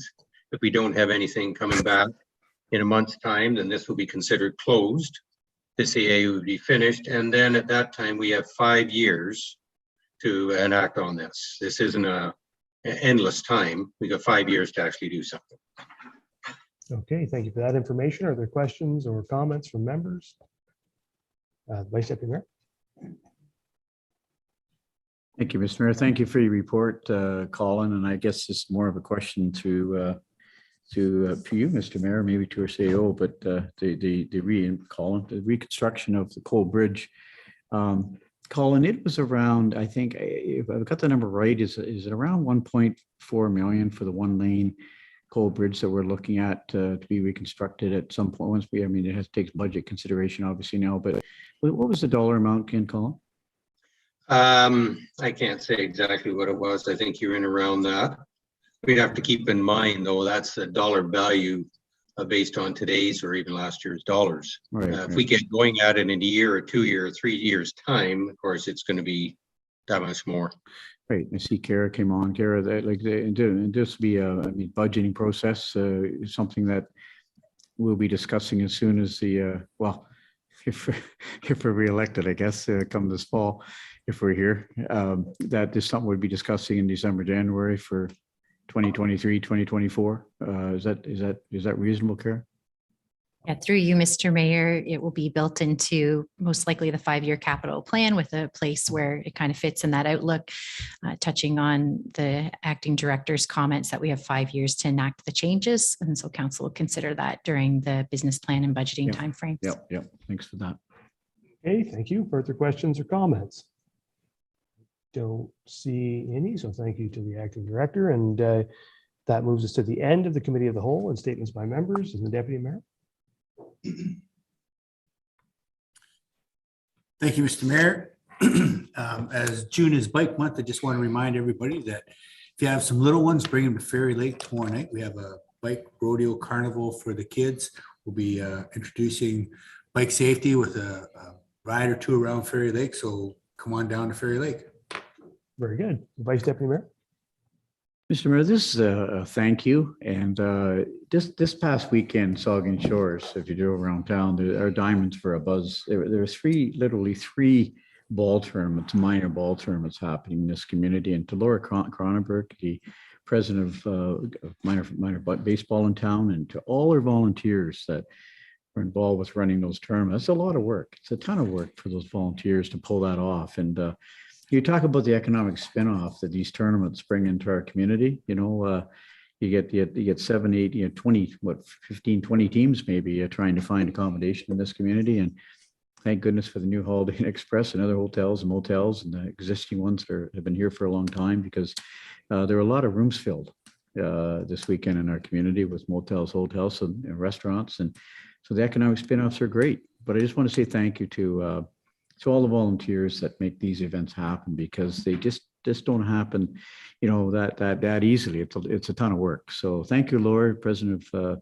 minor baseball in town, and to all your executive and all the volunteers that help make those tournaments become a reality. I understand there's 6 or 7 tournaments this summer run by Saugeen Shores Minor Baseball, bringing teams in from out of town. So great work, and nice economic spin-offs for our community. Thank you. Councilor Jakes. Just want to say thank you to staff. I just got note that there's going to be Walk Your Wheels in both downtown Port Elgin and Southampton. So I want to say thank you. And I appreciate we discussed it at council, and I had a couple of phone calls, and then I got the note saying it was happening. So I just wanted to say thank you to staff.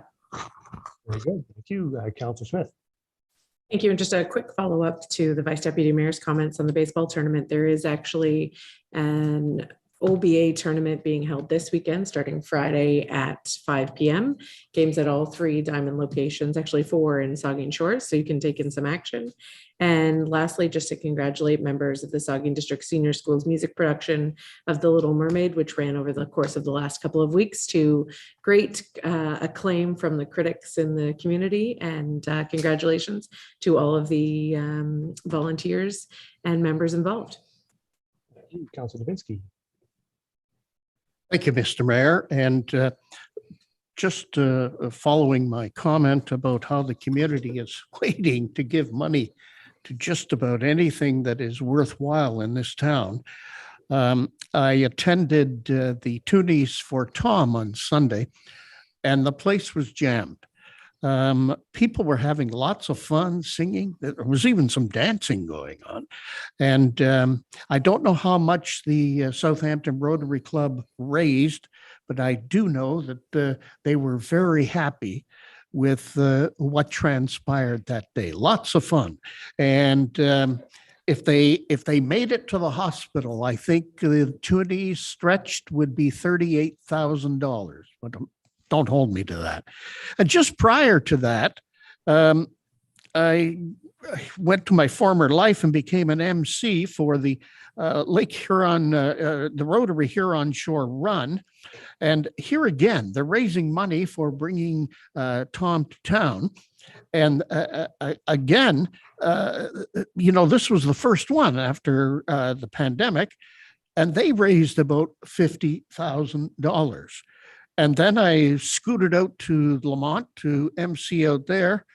And according to my boss here, Mike Myatt, we raised about $65,000. So that's a ton of money that we wouldn't normally have. And boy, The people are just showing up to do their thing, and I'm so glad for it. Thank you very much, and thanks to them. Thank you. Councillor Grace. Thank you, Mr. Mayor. All my accolades have been taken by my colleagues. The Little Mermaid, which was fantastic. The Toonies for Tom initiative all over town with the buckets, collection buckets, as well as the event that John mentioned, and the Lamont Sports Park opening, which was wonderful too. Thanks. Yeah, very good. Councillor Carr. For me tonight, Mr. Mayor. Councillor Mayette. Yes, thank you, Mr. Mayor. I'm on, right? Two things. Just this morning, I had an opportunity to take a tour of the Bruce Power Visitor Center and the site on a bus tour. And if nobody has seen the new improved Bruce Power Visitor Center and the new movie that they took the advantage of the 2-year hiatus to rejuvenate, it's really quite spectacular. And I encourage you all to take the opportunity to either on your own or with a group, go down and see the Bruce Power facility again. They highlight the excellent work they're doing with medical isotopes, which is a new line of business they're in conjunction with our friends at Saugeen First Nation. And immediately after that, we went across the street and had a tour of Canopy Growth, former 7 Acres site. And once again, Sean Webster, who is the head of government relations for Canopy Growth, and David Jones, who is the site manager, extended an invitation to any council members and especially to our mayor, who's in also the growing business, a different kind of growing, to come down and view the facility at your opportunity. And once again, they've come a long way in the 4 or 5 years, or maybe 6 years since I first visited the site. It's really quite spectacular, the work they're doing there. So yeah, thank you. Yeah, we planned to visit there earlier on this year, and then the pandemic kind of put an end to that. So right. So hopefully myself and other members can get there at some point and see the progress they've made. But anyway, I think I've been following John Davinsky around the last, it seems like wherever I go, he's there emceeing. So I've been, so everything that I have done for the most part has been covered, except to note that the community has just been observably very busy. Just everywhere you go, I've been noticing all the people parked up at the high school for the Little Mermaid and at the ball fields, and just hundreds of people all over the place, cars everywhere, and people out and about enjoying our community in 1,000 different ways, just as it should be. And so it's just, I just find it so uplifting to experience. I don't know how you all feel about it, but it's just after the last couple of years, it's just fantastic. And I guess the one other thing I will mention, one event that wasn't mentioned was the Pride flag raising on the 1st. And I just wanted to say thanks to all the folks who came out for that. The Pride flags are still flying proudly over the police station and our Saugeen Shores administration centers. And we were talking earlier tonight about being an inclusive community for newcomers, and we're also an inclusive community for folks, no matter who they are and no matter who they love. And that's an important value for us, I know, as a council and as a community, and that's on display proudly, and will be for the rest of June. So with that, I'll ask for a motion to adjourn. The Deputy Mayor, Councillor Smith, all in favor? Committee of the Whole stands adjourned. We'll reconvene council at 8:25.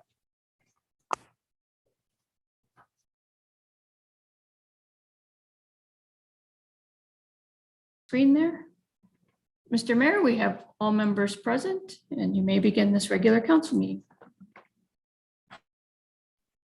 I'm not seeing Councillor Jakes I'm missing Councillor Jakes' video.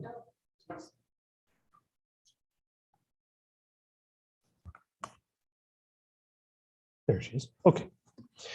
Okay, I'd like to call to order this regular council meeting. Second item on the agenda is disclosure of pecuniary interest. Ask any member if you have one of those you'd like to declare at this time. Seeing none, of course, you can do that anytime if you need to. We have no additions. Oh, no, we do. Sorry. We do have additional solutions.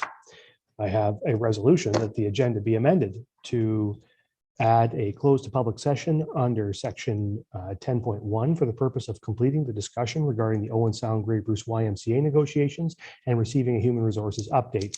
Is there a mover and seconder? Moved by the Deputy Mayor, seconded by Councillor Jakes. All in favor? It's carried.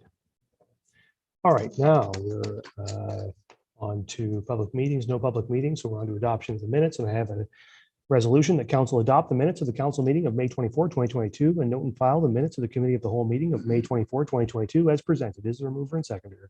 Moved by Davinsky, seconded by Mayette. Are there any questions or comments to those sets of minutes? Seeing none, all in favor? That is carried. Okay, then we're on to reports of the committee of the whole. And the first one is an infrastructure and development report regarding the Beach Ambassador Program. And I have a resolution. The council approved the allocation of $12,500 from the COVID-19 reserve for the 2022 Beach Ambassador Program. Is there a mover and seconder? Moved by Jakes, seconded by the deputy mayor.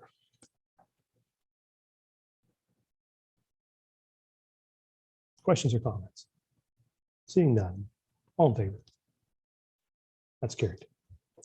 All right, then we're on to item 2, Community Services, Parks and Recreation Report regarding Aquatic and Wellness Center Prime Consultant and Lamont Sports Park Phase 2 Prime Consultant. And I have a resolution that council approved the following. That council approved Salter Pylon Architecture Incorporated in association with Let Architects as the vendor for the Aquatic and Wellness Center Prime Consultant contract in the amount of $1,366,875 plus applicable HST, and that the mayor and clerk be authorized to sign the necessary documents. And 2, that council approved $191,308.80 from the Legacy Fund Reserve to advance the design and related work for Phase 2 of Lamont Sports Park, and that council directs staff to retain Landscape Planning Limited for the prime consultant of Phase 2 of the Lamont Sports Park. Is there a mover and seconder?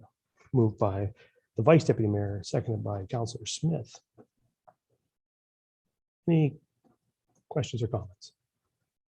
Councillor Mayette. Thank you, Mr. Mayor, and through you, I just don't think it should go by without commenting. This is a significant milestone for our town.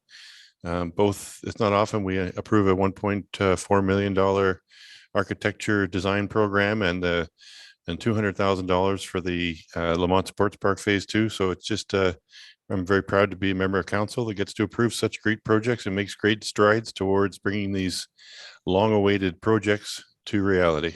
So thank you. It bears repeating. We will build the pool next year and we'll all be swimming in it at the end of 2024. So get ready. What date?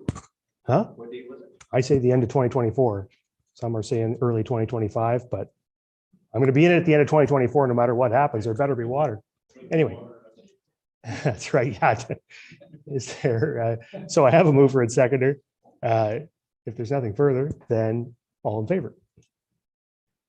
That's carried. All right, now we are on to item 7, report of municipal officers and committees. And first is a staff report on the Snyder Street and Saugeen Beach Road Reconstruction Award. And I have a resolution. The council approved $280,000 from the unallocated OCIF funding to support the contract for Snyder Street and Saugeen Beach Road reconstruction. Is there a mover and seconder? Moved by the Vice Deputy Mayor, seconded by Councilor Mayette. Mayette. Any questions or comments? The Deputy Mayor. Thank you, Mr. Mayor. I believe this is very good use of the unallocated funds. Snyder Street, we've been talking about this for years. The roller coaster should be coming to an end, and I'd like to see this work progress. Good. Councilor Mayette. Thank you, Mr. Mayor. And through you, I took a drive down Snyder Street this past weekend, and just so I could get a real feel about how bad it is, and it's as bad or worse than it ever was. So I'm so happy to see this come to fruition. The residents down there are ecstatic. I think they're going to hold a street party when it's all done, and it's a good use of funds, and it's been a long time coming. So I'm proud of this one as well. I have to say though, the street party is probably more fun now than it's going to be once it's a nice smooth road. Just to be clear, the Vice Deputy Mayor. I just couldn't let this one go without a comment, Mr. Mayor, because I know Councillor Matt and I and others, we've talked about Snyder Road for 4 or 5 years, 4 or 5 straight budgets, and it's in there now. Thank you, Colin, for all your hard work and the good use of funds with OSIF and the neighbors. Yeah, they're just delighted that this road is finally going to be fixed, and so do the residents along Snyder Street. Help is on its way. And Colin, I guess my question is it a September project? Is he still in the call? Yeah, he's right there. Oh, Yep, I'm still on the Oh, call. sorry, Colin. Yes, it's a project. That one we can start a little earlier if it needed. Definitely Beach Road will be a September project. We're not going to touch that one until after Labor Day. Snyder Street, we put them both together as alluded to in the previous report, just because they're so close together and we thought we could be saving some money, and it looks like we have. So we'll be towards into August, maybe September, yes. Yeah, thanks again, Colin. This is a good day for Snyder Street people. And I'll have to make mention of the fact it is our engineering department, Adam Staddy, led by Adam, that's done the whole major part of the work on this project. Done an excellent job. Very good. Further questions or comments?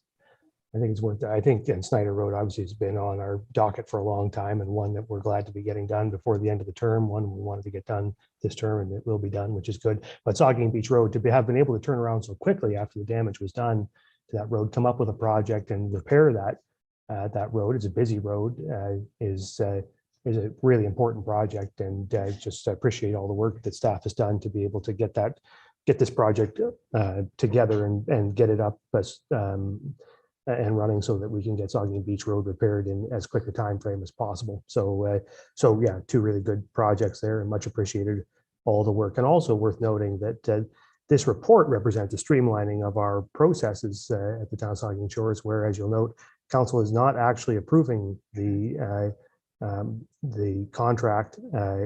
As it turns out, our policies have always permitted that to be done at the staff level, and through the lean process that our staff has been undertaking, they've been able to streamline our contract awarding process so that this can be done more quickly and more expeditiously, and that will serve the taxpayer well going forward, I'm sure. The Vice Deputy Mayor. I just wanted to add one other thing, a question actually of Colin, or Director of Community Service Operations. And that's about, this is also a good news story about Snyder, about the tree planting program in County Road 25. And I just want to know if maybe Shrides come on there. This is a good news story, Shrides, about tree planting. We lost a lot of big maple trees on County Road 25 during that reconstruction period. We have a beautiful trail linkage now going from Gobles up to the highway, right up to our rail trail there. But tree planting, could just quickly, we've got some good partnerships happening. Tree planting is going to happen in 2022. Yes, and thank you. And through you, not to step in for Colin there, but Adam and I had been discussing this last week as well. So our friends with Trees for Saugeen, so Tracy and Jerry Lambert, along with JD from Everest there out on the highway, we've partnered with for years. So we are working with them to look at the species of trees, the amount of trees, location, depending on soil conditions. With that, they've agreed to assist us with that, and we'll get those trees planted. Probably in the fall this year is the best time for planting. That's great news too, Mr. Mayor. Yeah, absolutely. I've been receiving lots of correspondence of late from people who are eager to see us planting trees, and we do lots of that. And this is just another great example of that. So with all that, you've heard the resolution, and I'll ask all in favor. It's carried. All right, now we're on to the second staff report, which is on the Cedar Crescent Village waterfront development. And I have a resolution that council authorize entering into the recommended site works and servicing agreement. The council delegate approval of the matters outlined in the site works and servicing agreement to the Director, Development Services, or designate in accordance with the terms of the agreement. The council approve the amending lease agreement to incorporate revised schedules, and the council instructs staff to return to council with a schedule and cost estimate for the consultation related to the town portion of the waterfront area. Is there a mover and seconder? Moved by the Deputy Mayor, seconded by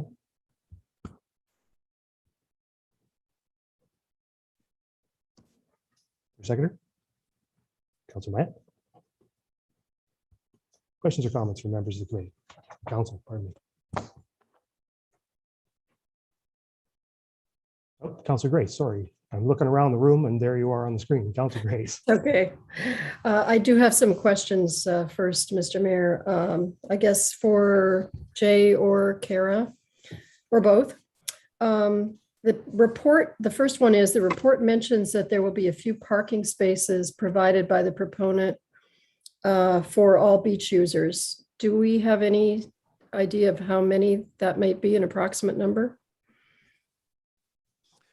Yeah, well, if I may, I can be specific. There are 10 shown on the attached drawings. The reason why we make special note of it is that it is clear from the lease those are not to be exclusive for the proponent, that they are available to all beach users. But there are 10 there, including 2 of them which are meeting AODA design requirements for handicap accessibility. Great. My next question is also that the report indicates that the staff is working to increase the landscape percentage over the minimum. Do you have a target in mind for that, over that 10%, what that might be? Well, there's no target. I think the comment in the report, if I can say, was additional landscape open spaces being proposed. Well, these are the final plans. So what is proposed is shown on the drawings. It exceeds the 10%. There's no specific target. What we're trying to do is make an appropriate landscape design in conjunction with the proponent's design that fits in, complements the beach environment. And I guess that I'll leave the comment at that unless there's further detail that you'd like.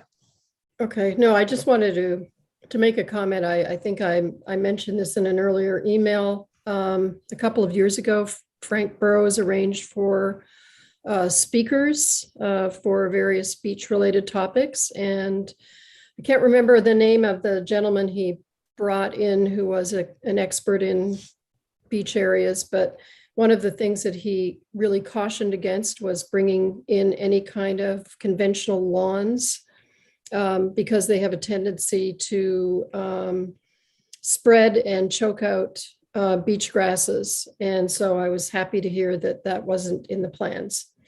My next question is about in the land lease update section. It says that Schedule B removes provisions related to a banquet hall, but under Section 3, there's a long clause which refers to the operation of a restaurant or banquet hall.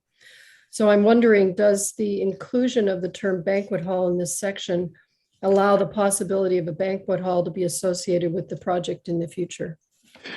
Well, I'm glad you caught that. It was certainly an oversight on our part. So clause 3 of the amending lease, Schedule B, we would request, if the resolution is clear, that the 2 words banquet hall, those 2 words appear twice in that revised clause, that those could be removed from that amending lease agreement. The intention is to amend the schedule so that the banquet hall is removed, because it's not intended, nor is it even, I think, likely given the design that's proposed. Okay. Let's let the CAO. Perhaps, jump in there, the CAO. Yeah. Yeah, so sorry, through you, Mr. Mayor. So what we would respectfully ask is that the recommendation in front of council tonight, the third part that says that council approve the amending lease agreement to incorporate the revised schedules, remove the reference to the banquet hall in Schedule B, if I have that correct, right? Schedule B? Yeah, thank you. You want to amend the resolution to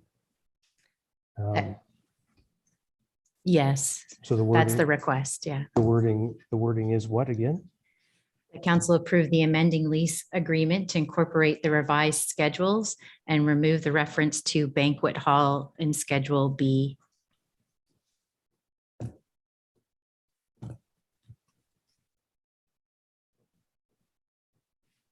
Is that okay with the mover and seconder? Matson, Myatt? Yes, okay. Okay, sorry. Councilor Myatt, did you have a comment? Or maybe Councilor Grace was carrying on. I apologize. Councilor Grace, were you done? That's okay. I have just a couple more questions. Sure. A couple of weeks ago, I think, or a week and a half ago, I asked the CAO about the OS1 zoning.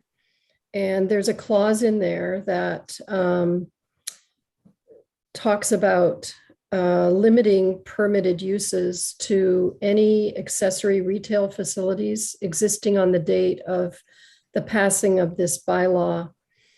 And now we see in the new plan that the retail options have been removed, at least under the Whitefish Grill. So my question is, how would that phrase that's in the permitted uses, it's actually special provisions of the OS1 zoning, OS1 zoning. how would future retail options be possible? And I'm really thinking, I've received a number of comments, and I know that the public was largely supportive of having a marine and harbor supply retail option. How could that fit in? Is that something that might be a possibility in the future? If I may, I can answer that. Yes, because of the way it's written in the bylaw, that's an explicit statement that that is permitted. Every year that passes and that remains, that retail is permitted. So that is to say, in this design, there's no specific retail operation proposed, but there are certainly opportunities in the market hall for retail. And that includes, without any amendment to the bylaw, such things as like a harbor outlet that can support the harbor uses. Okay, thank you. One more question, please. And I think the CAO made a comment earlier about the SVCA and this, and the SVCA's approval and what the plan is now, the new plan, and how does that fit in terms of where the regulated area is. And so my understanding is that the SVCA will not assess the current proposed site plan until it's approved by council, at least even though it's given tentative assurances that it looks as though it would comply with, being outside the regulated area. Is that true? We need to submit this site works agreement to Eric Downing? Yes, SVCA has made it clear that although their preliminary assessment is that the buildings are outside of the regulated area, that once council approves the drawings as they are shown here, they will review that drawing and provide a formal affirmation of that initial assessment. Okay, thank you. Mr. Mayor, I have some comments, but I'd like to hear other questions and answers from other members before I make my comments, if that's possible. Yeah, certainly. Okay. I think I saw Councillor Mayette, and we'll come to Councillor Jakes. Thank you, Mr. Mayor. Something in my throat.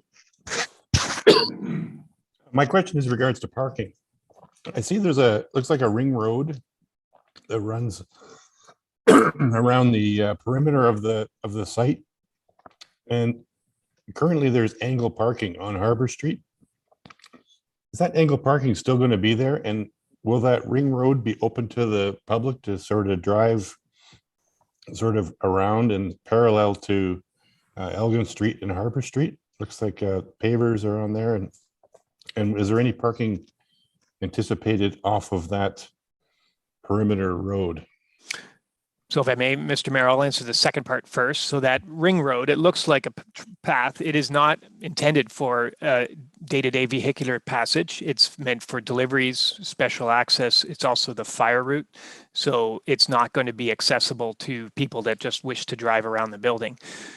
That's the first part of the answer to the second part. The answer to the first part is through the future design that the town will be undertaking this summer.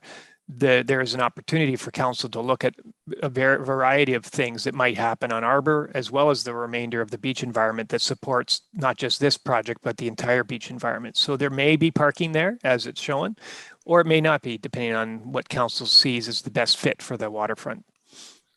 But the existing parking, that's angle parking on Harbor Street, will continue to be there? Well, that's why I'm answering it as maybe. It's there maybe. now, but Okay. depending on the future design, what works best to maximize and optimize parking, accessibility, pedestrian safety, as well as just, well, I said access, but generally the appropriate use of the beach environment.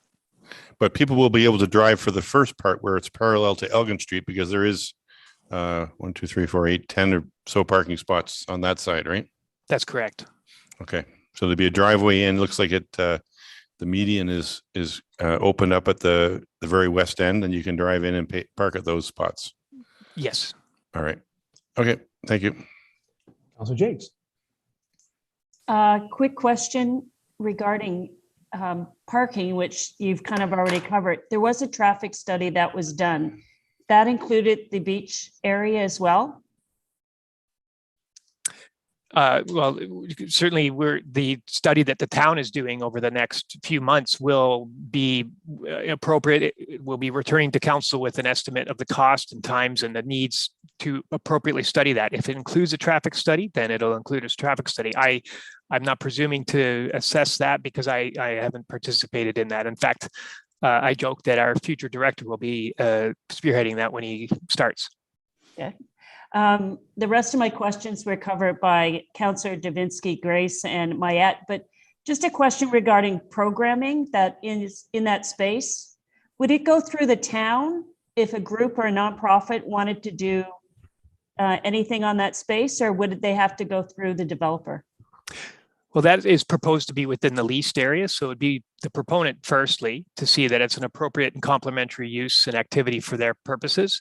Certainly, given the way the lease is set up, there is consultation and discussion with the town. And I'm not sure you're asking a very specific operational procedural thing. So what I can say, with the discretion of the CAO and the Director of Community Services, that we'll have some dialogue about how that can be facilitated to ensure there are appropriate activities for the town. Okay, further questions or comments? Councillor Davinsky. Thank you, Mr. Mayor, and through you to Jay. I talked about this the last time we were talking about this at council, and that is mature trees along Harbor Street. Not twigs, mature trees. Are there going to be mature trees if this goes ahead? Well, they're planted and shown as, if I may, they're street keeper honey locust planted at, you know what, I should have printed it at a bigger scale. I think it's 50 or 60 millimeter caliper. So they're relatively small to start. They will grow. The idea is that they are to mature. They have the best chance of survival at a certain stage in life to grow to a larger stage and a larger tree. The whole idea is not to provide a screen. The idea is to make a good, accessible environment. You don't want a wall between the street and the project. You want some opportunity for people to move from the street side to the development. So there was a sort of a conscious effort to balance the aesthetic and buffering sort of use of landscaping, which is one purpose, but also the welcoming and accessible nature of landscaping, which is another opportunity that you can use landscaping. So hopefully I've answered the question, but the trees will grow. The idea is honey locust. The caliper of the trunk doesn't get to be more than, say, 6 inches, but it has a fairly full crown and low crown, so it's not 30 feet in the air. The leaves start at a 6-foot height and go up to 30 feet. I think I'm not overly familiar with the because it's taller than my head. So. Okay. Sure. Further questions or comments? We'll get Councillor Carr and then we'll come to Councillor Grace. Thank you, Mr. Mayor, and through you, just a couple other questions. A lot of mine have been answered so far tonight. Just kind of a follow-up question with the $150,000 that's being removed from the lease. Just wanted to be clear with that one. That's not the securities that we're holding for the project if something was to fail. That's just the extra and above that we were asking for. Is that correct? Yeah, the $150,000 removed as it was initially proposed in January was to cover the costs that the town would have to do the landscaping work, to do the design essentially for that eastern pedestrian area. The developers decided they prefer to design it. They proposed a design, so we were comfortable taking that out. So the securities, there is $150,000 the town is already holding. We held it the beginning of the lease approximately. And now it'll be held throughout the construction to ensure that if something goes wrong, we can access that securities to correct problems as we see fit. Okay, thank you. And through you again, Mr. Mayor, another question there, I guess to Jay or maybe to Kara. So it shows what the old lease payment was. It was, sorry, I don't have it in front of me again there, just over $7,000, maybe $8,000. What's the new calculated lease payment? Yes. It is approximately $4,000 a month. I didn't round it, or I rounded it. I don't have the specific answer. Okay, so that is for the first 5 years, and it takes effect immediately. It can be adjusted immediately because it's calculated for the length of the lease, not for the time the building is occupied. But it doesn't go back retroactive before, like what they paid up till now is secure there, or does that go back on that now? That's a pretty specific question. I don't think it's meant to be retroactive. It's adjusted to be the square footage as we know it at the time, which is today. Okay. Sorry, and then just to follow up on another one of the councilor's questions, just to be clear with the parking, I know you said it depends on what we do along Harbor Street there, but in that picture that I'm looking at right now, if we do not change that parking, there is currently parking that will remain there. Am I correct in saying that till we change it? Yes. And if we don't change that, do they still meet their 10% requirement that you're hitting for the landscaping? Or is that going to affect that at all? It's all staying behind the posts I see in the picture there. It is. I mean, certainly the landscaping is calculated on the site, not on, some undefined area. It is the site, and it's not. It's a zoning requirement which applies to the entire lot. So, this is where it gets the nuance. Well, this is the leased area. It's not the full lot. There is, to be clear, it's compliant with the zoning. Our goal with the landscaping was to come up with the design of the proponent as a landscaping plan that complemented the site and supported the overall project and the beach environment. And that's what I think is showing. It'll also fit well with the town work when we go ahead and design. Now, that's not to say it might not change, keep referring to the parking, but that also means the landscaping, especially in the Harbor Street area or perhaps west of the site, that will definitely change over the next 6 months from a design perspective. Okay, thank you. And through you, Mr. Mayor, I just have one more question. I'm guessing this one would probably be directed more towards Kara. I know we're talking site plan agreement tonight, but we are doing final lease amendments. We've changed a lot of things here. We've changed a lot of the services the proponent was going to offer from the get-go. I know my issue with this right from the get-go has been the competition agreement. I'm wondering, was that ever looked at again now that we stopped offering all these extra things, or the zone that it was going to capture there? Like, can we look at changing that from Green Street to Market Street or something other there to free up some of that? I know that's been a big thing with me, and I do realize this is in the lease already, but we seem to be amending everything else. I have to ask the question. Yeah, thank you for the question through you, Mr. Mayor. The lease itself is not being amended. What's being amended is the schedules to the lease. So schedules A through D. There is that non-competition clause. When we looked at amending those schedules, we tried to minimize how many changes were being made to it. So it was really just where are those touch points where we need to see a change. So as an example, the requirement for the train path and maintenance has been removed. Things like the banquet hall references have been removed. Those touch points where we knew that it really needed to be addressed have been removed in agreement. It wasn't raised for me at the time that there was any concern between either the town or the proponent related to the competition clause. So it has been left largely the same with the exception of today's recommendation to remove that banquet hall piece. Okay, that's good for me for now. Thank you. Thank you. We'll get Councillor Smith. Thank you, and through you to Kara, to the CIO rather. If you could just address what efforts are being made specifically to minimize the impact for beach usage during the construction phase. I think that would be helpful for members of this committee and the public to understand. Yeah, thank you for the question. Through you, Mr. Mayor. In the staff report, it does highlight a number of changes that were made to the site works and servicing agreement.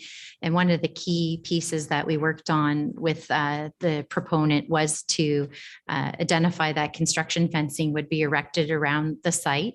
And we also defined what we're calling the high season. So from May long weekend through to the Labor Day weekend, the expectation is that all of those construction efforts are happening within that leased area land.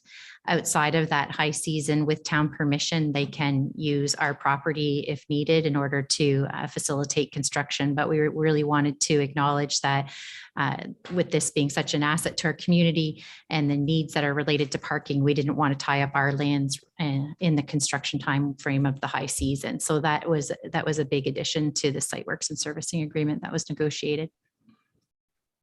Hey, Councilor Smith. Thank you. And just a follow up regarding building materials. We spoke a little about this in previous meetings and through you to Jay. Can you talk a little bit about the building permit process and whether an objective criteria would exist to assist in what was deemed in the lease as quality materials or quality craftsmanship, as it's stated? Is there any specific criteria throughout that building permit process that can help identify that that quality material and quality craftsmanship? Well, the quality craft, the building officials' activities are governed by the building code, and so the code requires the craftsmanship to meet code standards. So that's certainly expected and required in any project. In terms of materials, it's materials that are identified in the. I think that it's the design brief as well as the approved drawings. I didn't. Again, I wish I printed out the better quality ones to actually read, because it talks about the types of finishings and the types of material that can be used for those to achieve that design. So I've got a handy answer for that part of the question. Okay. Are there any other questions? I know I have Councillor Grace, but I want to go around in case before we go back, just so that folks get a chance. The Vice Deputy Mayor. Well, just about the enhanced landscaping, my view differs a little bit from our supervisor of planning, Jay. I just, you talk about a 50 millimeter caliper, that's 4 to 6 inches in width. And I don't know. I just think that my view differs a little bit with the screening of those particularly two-story buildings. I would prefer to see a 6 to 8 inch caliper, something 80 millimeter. But I just think we should consider that as my view, maybe not shared with all of council. But I certainly, if I may, interrupt you, Vice Deputy Mayor. I mean, certainly the agreement allows for this sort of discussion. The idea is the drawings are approved, but the agreement allows for the revisions, minor revisions. And if it's something like the size and the quality of that landscaping, happy to have that conversation.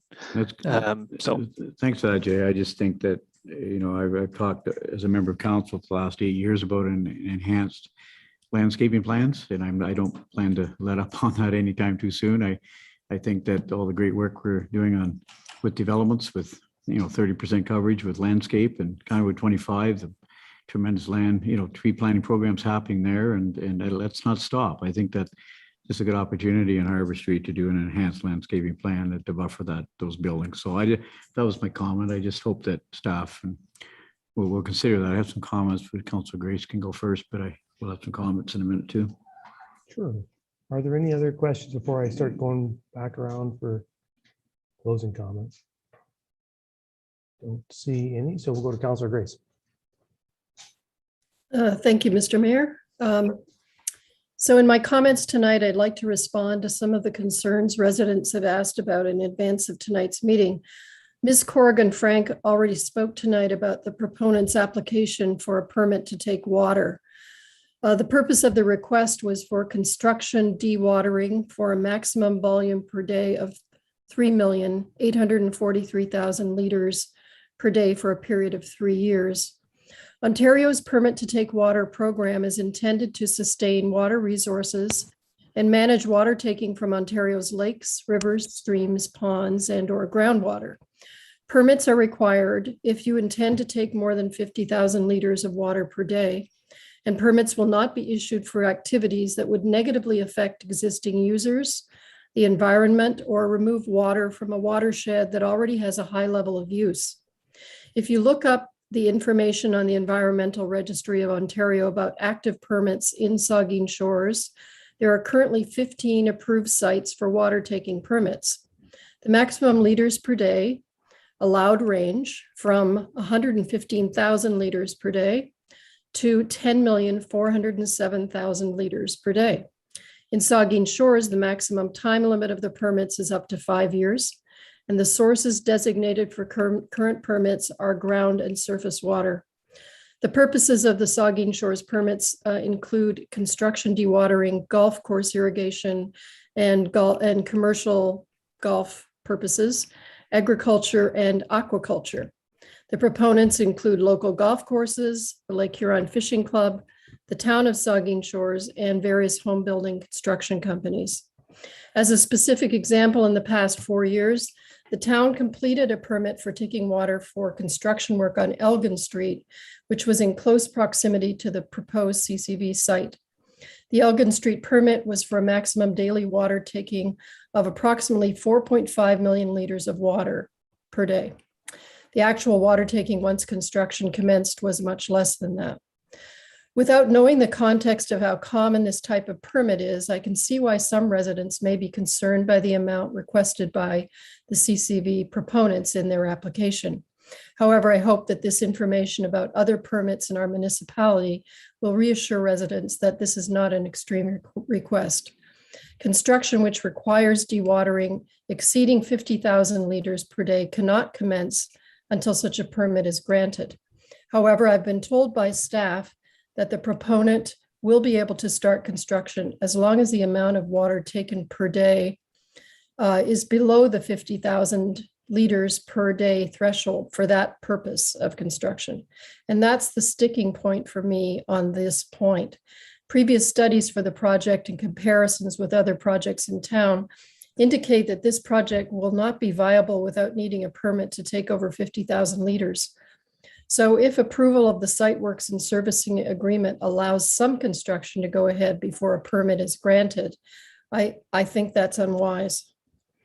There are other points I want to make because I think if the dewatering permit is granted eventually, I would vote to approve the site works agreement for the following reasons.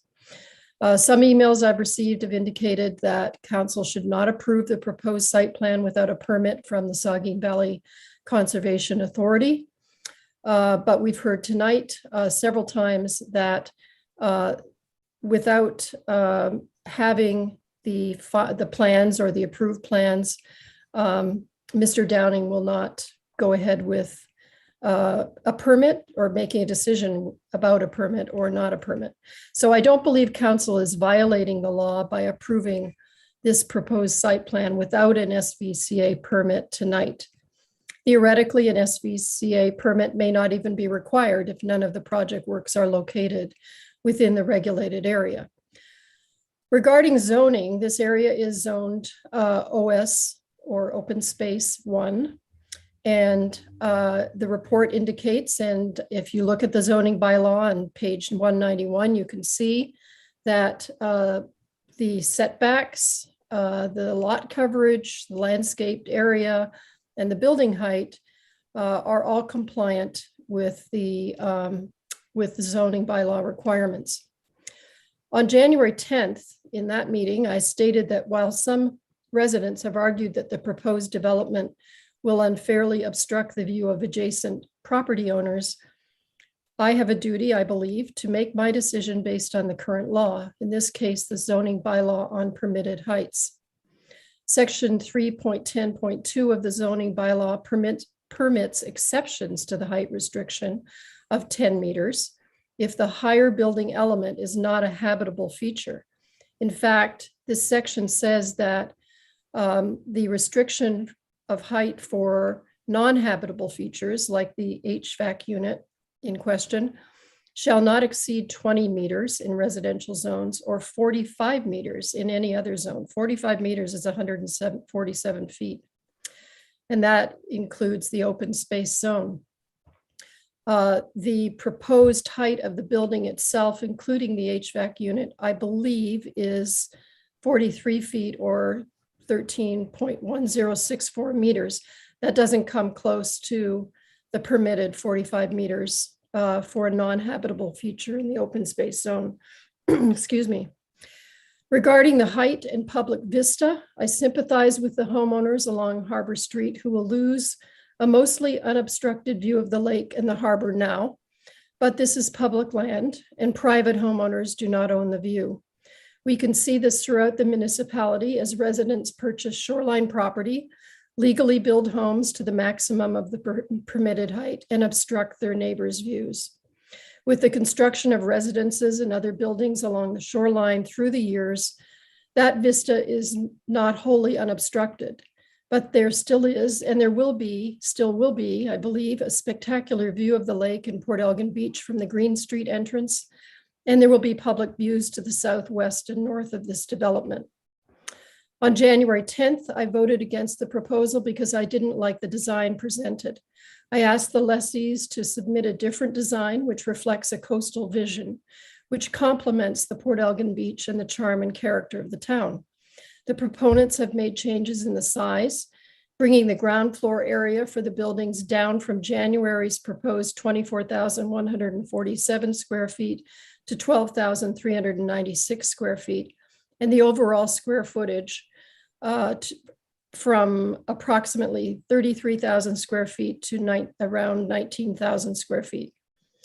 In terms of the design, it's a matter of personal taste, but I no longer think the design looks like a strip mall. And to me, it will fulfill the coastal aesthetic, which supports Port Elgin's design goals. Residents have expressed concerns related to retail options in the development. Some see retail as an unnecessary competition with retail stores elsewhere in the town, and therefore should be pleased to see the removal of the retail space under the Whitefish Grill. Others, though, are disappointed to see that the previously planned marine and harbor supply store is no longer part of the latest plan, although comments tonight indicate that that may be a possibility. And I hope that that happens, because I think that's a needed resource at our harbor, especially as the town invests significant dollars in harbor improvements. Will it be possible for someone to rent the Whitefish Grill, the marketplace, or the pavilion for a wedding, party, or business meeting? Yes, just as is possible for someone to rent any other restaurant or facility like the Bruce County Museum, for instance, for those uses. I'm sure we've all attended such functions at businesses and facilities that are close to residential areas, but we have noise and operations regulations which provide reasonable protections for nearby residents. The report before us tonight asks for us to delegate approval of the matters outlined in the site works and servicing agreement to the Director of Development Services or a designate in accordance with the terms of the agreement. Council is being presented with a detailed site works and servicing agreement, and I trust that our staff will abide by the terms of the agreement. However, as stated earlier, I don't feel good about voting to approve the site works agreement tonight because of my concerns about the unresolved permit to take water. Alternatively, Mr. Mayor, I'd like to move that this decision be deferred until the water taking permit decision is made by the Minister of the Environment. Motion from the member for deferral. Is there a seconder for the motion to defer? Seconded by Councillor Carr. Linda, remind me, a motion to defer can be debated or no? Mr. Mayor, it can be debated. You may also ask for a consensus to continue your discussion so that you can hear from the rest of the council members prior to taking a vote on that deferral. All right, I think that's a good idea. Is there consensus to have that to continue the discussion prior to voting on the motion, which will be voted on at the end? Okay, appears to be consensus. So thank you for that. Come to the Vice Deputy Mayor.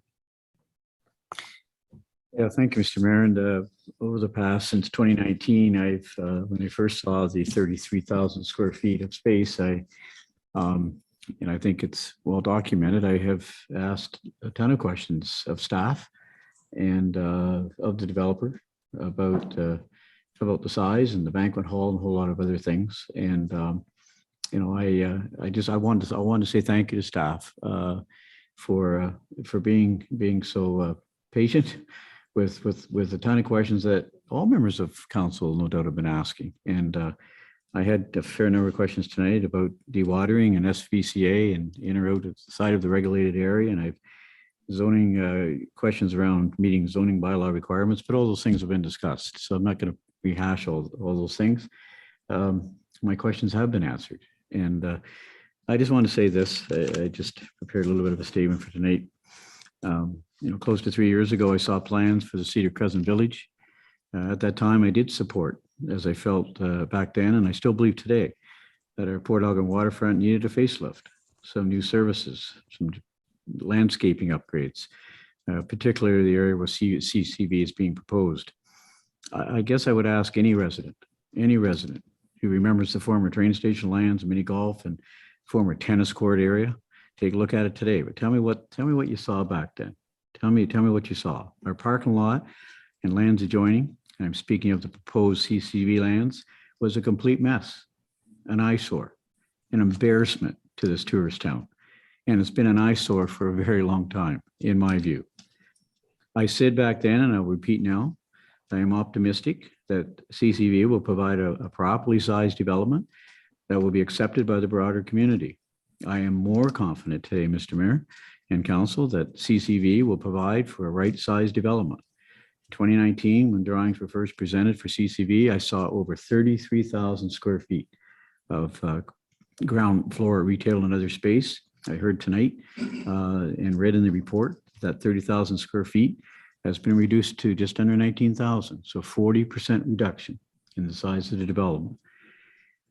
I just want to say that this development will have a rooftop patio overlooking Lake Huron.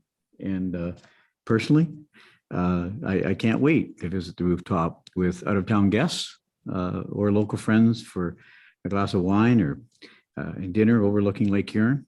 I know some don't support a two-story restaurant with a Lake Huron view, while others can't wait to sit atop the rooftop. I can't wait to sit atop that rooftop patio. I think it's going to be a wonderful attraction for our community. I like the proposed landscape plan along Harbor Street to a point, but again, I mentioned earlier, I'd suggest we take a look at an enhanced landscape plan. I empathize with the residents on the other side. I do get it. This has been a difficult decision for all of us and hasn't been easy. I like the proposed trail linkage between North Shore Park and Izzard Road. That link is dearly missing right now for cyclists to traverse from North Shore Park through to Izzard. It's hard to maneuver down that busy road, and there's plans in there to do that. I like the idea of a steam train returning to our Port Algon waterfront. I know it's not part of CCV development, but throughout this process, it's evolving. I love to see the return of the steam train. I like the thoughts of finally addressing our parking lot condition and to provide a more organized parking lot. And I like the fact that a development group is prepared to spend 5 million, 10 million, 15 million. Haven't heard the number, but it's a significant investment by investors in our community. And I thank those investors for wanting to invest in our Port Algon waterfront. Mr. Mayor, I'll be supporting this recommendation. I just think that I just think we need to move on. I just think we need to make a decision, and we can delay things like the dewatering report, but I study, and I just think we need to move on, and so I won't be voting for the deferral, but I will be voting to approve this recommendation tonight. Okay, thank you, the Deputy Mayor. Thank you, Mr. Mayor, and through you, I wholeheartedly agree with what the Vice Deputy Mayor said. And I'd like to thank Councillor Grace for her thorough investigation and explanation of the municipal bylaws, most of the questions that have been asked by the residents. She's always there and answering those questions, and she's very, very thorough. As the Deputy Mayor says, the size has been reduced by almost 40%. People were worried about the size of it. Our proponents have reduced it by almost 40%.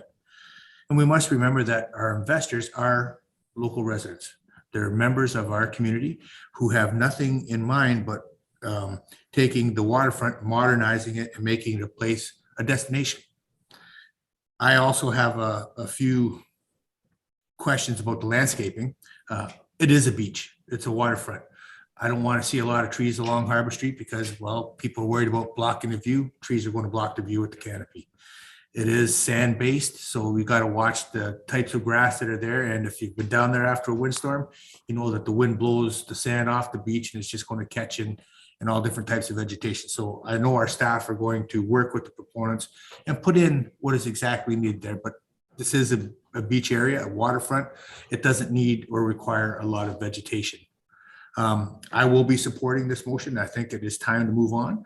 The proponents have worked their butts off to get this to us. They've worked with staff. Our CAO has done a great job getting it to this point. and I will be supporting it. Okay, thank you. Are there further comments? Councillor Davinsky. I see I gave my comment earlier too early, but I do want to say that the emails I've received, the negative ones are passionate. There is no two ways about it. They are passionate. But the positive ones are as passionate as well and want this project to get underway. And when I ask people, as I bump into them or what have you, what do you think? Most say that it's okay. They want to get going. Let's start this thing. And I've received some negative, maybe one or two, but most of the negative come in the emails that all of us have received at one time or another. As a matter of fact, I've got some tonight that aren't happy with what I've asked and how I've handled it. I asked the questions you wanted asked, and I asked them of Pierre Danini. He answered them. So what more do you want? And for town staff to come back and say, it's time to move on, well, that's why we have the town staff. They are the experts and they know what's happening and they will negotiate on behalf of ourselves and the town as a whole. Again, I'll just say that I am going to support this project, and I too will vote against the deferral. Thank you, Mr. Mayor. Thank you. Are there further comments? Councillor Jakes. I will be voting against the deferral. I go back to 2012 and sitting on the Waterfront Committee and then attending public meetings and also talking to people about our waterfront. And as Councillor Myatt said, the disrepair on the beach and how things needed to change. And overall, in the Waterfront Master Plan, it said our beach needed a makeover. We asked the public what they wanted. They were extremely clear on what they wanted. And unfortunately, not everybody is going to be happy with the decision. I think the developer, the proponent, has met a lot of the demands of the public. He has revised, he has reduced. And I trust the staff that have carried us forward in this project to educate myself and to educate the rest of council and the public as to what's involved in this type of development. And I still say that with the water issue, I trust the staff as well. I did work with the developer that did the development down at the beach, and it was an issue. And it turned out that the staff were correct in saying that they would guide us along in the process, and they did. So I will be voting for this vote. Thank you. Thank you. Are there further comments from members? Maybe I'll make a couple of comments. I do want to address the Councilor Grace's. Councilor Grace. she does such great work on all the things, and it's and makes such great points. And I do disagree on the point of the dewatering, and the reason is because I agree with Councilor Grace that our obligation in this and in everything is to ensure that all applicable law is followed. Projects occurring on our land cannot violate the law. And so there is a provision in the Site Works and Servicing Agreement, number 46, that states nothing within this agreement shall relieve the lessee from complying with all applicable municipal or provincial requirements. In other words, by passing the Site Works and Servicing Agreement tonight, we do not relieve the owners, the proponents of the CCV from meeting all laws, whatever they are, including the laws of Ontario that require permits to take water for water taking over a certain volume. So they will have to get that permit if they're going to take water over that volume. And if they can't get that permit, they can't build. And also they will have to comply with the SVCA regulations. They'll have to get a building permit under the applicable laws of Ontario. All laws that govern a project like this, a construction project, will be followed. And so we're not, and I think, and it's not only in response to Councilor Grace, but in response to many emails I've received, many people saying, don't permit this because not all the permits have already been received. And I think that I just really want to be clear that we are not, by signing this agreement, relieving the proponent of the obligation to follow the law in all aspects of this construction and receive all the necessary permits to construct, including the permit to take water. And if the water taking is below the volume required by law, well, then the legislature of Ontario has determined that that's acceptable for good reasons, I presume. But if the water taking is over a certain volume, they'll need the permit, and they will not be able to construct without it. So, so I just wanted to make that clear, and so I'm entirely comfortable because the agreement stipulates that in section 46. And the broader question, I won't belabor it too long, but we just have this great community, right? And all these people are interested, whatever it is, whatever the thing is, whether it's Splash Pad North Shore Park, or whether it was sewers north of the river, or whatever the project is, big project, people are passionate about the community, and some people see things one way and some people see things another way, and they want to fight to build the best community they can. That's the intention of every person who I've spoken to, either for or against the CCV, right? They just want to build the best community they can. That's what everybody around this council table wants. That's what everybody in the community wants. And so we have these discussions that goes through the gauntlet. This has gone through a very long gauntlet, but it's gone through the gauntlet, and it pushes a council to make the best decision it can, because it forces us to consider all of this being said. And so I think we are making, I hope this will pass tonight. I will support it, and I believe it has reached a point through a great deal of filtering where I think it's going to be a really exceptional project that has really evolved, and the folks who have had so much to say about the project should not lose sight of the fact that it has evolved so much in many ways because of their input and because of the public consultation and the public conversation around it. And the community has shaped it and put it and made it what it is. And I think it's going to be great. And so my hope is council will approve it and that we'll move it forward. But we certainly do have the motion to defer here, and we'll consider that after we hear from Councillor Grace. Thank you, Mr. Mayor. I have a question of clarification, because my motion to defer is based on information that I got from staff indicating that any part of the construction that doesn't require that meeting that 50,000 liter per day threshold would be allowed to proceed. And that's where my concern lies, that a building permit could go ahead to do some construction activities below that 50,000 liter threshold while waiting for the other part. And that's what I don't think is, that's what my motion is based on. Another way to put it, or to put what I have said, is that it cannot proceed without complying with all applicable law. So if the construction can proceed in a way that requires less water taking than needs a permit, then it can proceed. That complies with applicable law. If it can't proceed, if it requires more water taking than the minimum, then it will require a permit, right? But in whatever circumstance, however you want to paint it, the law will be followed, and the water taking, if it exceeds a certain level, will require a permit. Okay, just to follow up, if I may, so I get this in my head correctly. So what you're saying is that with the approval of this agreement tonight, there would not be preliminary construction activities that aren't related to pre-construction or construction activities below that 50,000 liter per day threshold.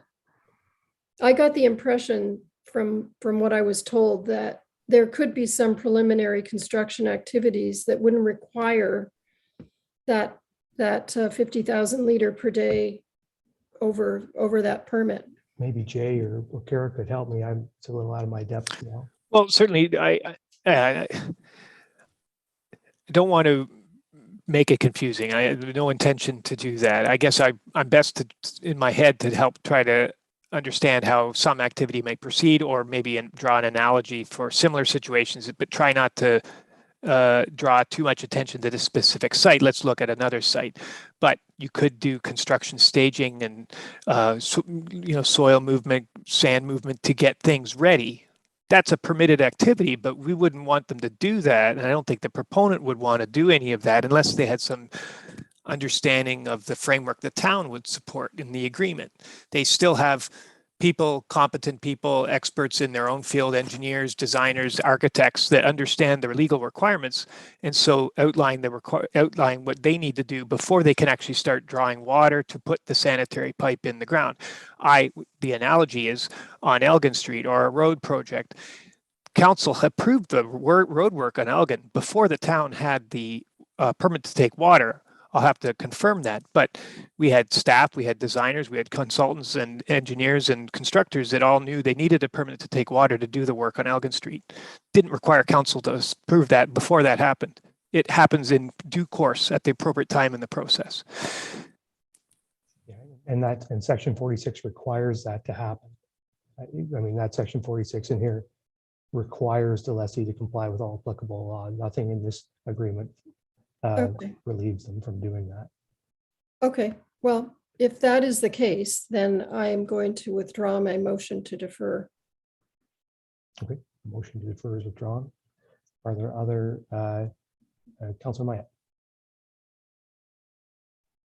Thank you, Mr. Mayor. And through you, just for a point of clarification, what I heard the proponent describe tonight is that there are still technical analysis being conducted, boreholes and so on, that will drive the necessity for the water taking permit. That process is still going, but it's backlogged like everything else, supply chain and availability of resources. But those are the things that are going to trigger getting the permit to take water, the analysis. The way to look at it is just like take it out of permit to take water and look at the building permit, right? There's stuff that has to be done, submissions that have to be made. There's an independent chief building official who will assess it, evaluate it, and decide whether or not it can have a building permit. And that hasn't happened yet. It can't happen until we do this, until we allow it to go forward. But it will happen. I mean, it's not as though it's an option, it's the law. So it will happen. And all applicable law will be followed and all regulations will be adhered to. This is a landmark project on a piece of municipal land, and you better believe it's going to happen in accordance with the law. So is there any other questions or comments? We're now going to consider the main motion. It has been moved and seconded. There is the amendment. Why don't I just reread it because so everybody's clear. It's been moved by Matheson, seconded by Mayette, that council authorize entering into the recommended site works and servicing agreement. The council delegate approval of the matters outlined in the site works and servicing agreement to the Director of Development Services or designate in accordance with the terms of the agreement. The council approve the amending lease agreement to incorporate revised schedules and remove reference to banquet hall in Schedule B. The council instructs staff to return to council with a schedule and cost estimate for the construction related to the town portion of the waterfront area. You've heard the resolution. All in favor? And opposed? That is carried. All right, now we are on to bylaws. Let me get back to we have 5 bylaws to consider this evening. Does anybody wish to have one of those drawn out for individual consideration? I don't see any, so I will read the resolution. It's resolved that the following bylaws are hereby read a first, second, and third time and finally passed and sealed this 13th day of May, 2022. 149/2022, being a bylaw to adopt a purchasing and procurement policy for the corporation of the town of Saugeen Shores. 2/50/2022, being a bylaw to authorize an easement agreement with Norman and Judith Stoner to facilitate the River Road Bank stabilization. 3/51/2022, being a bylaw to amend bylaw 47/2022, being a bylaw to appoint a bylaw enforcement officer. 4/52/2022, being a bylaw to appoint Mark Powley as the Director of Development Services for the town of Saugeen Shores. And 5/53/2022, being a bylaw to confirm the proceedings of the council meetings of the corporation of the town of Saugeen Shores. Is there a mover and seconder? Moved by Davinsky, seconded by Jakes. Any questions or comments? Seeing none, all in favor? That is carried.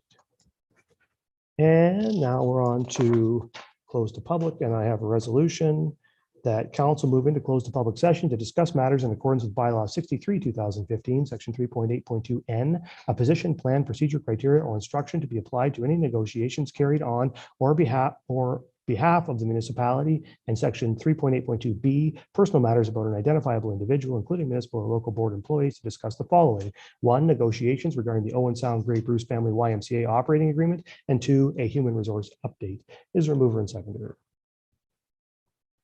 By Smith, seconded by Davinsky. All in favor? That is carried. We'll move into closed. I guess we're going to a different link. Yes, if the members can join us in the close to public Zoom link, thanks.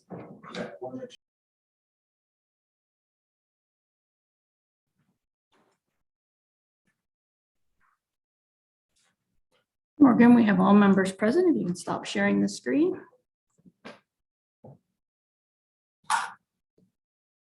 There, Mr. Mayor, we have all members returned to this regular council meeting, and you may reconvene.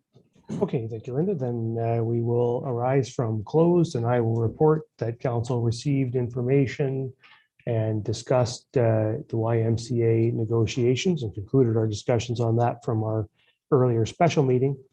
And we also received information on a human resources staffing update. And so that brings us to the end of our council meeting, and I have a resolution of this regular council meeting of June 13, 2022 hereby adjourns at 10:32 p.m. Is there a mover and seconder? Matheson and Carr. Favor? Council stands adjourned. Good evening, everybody.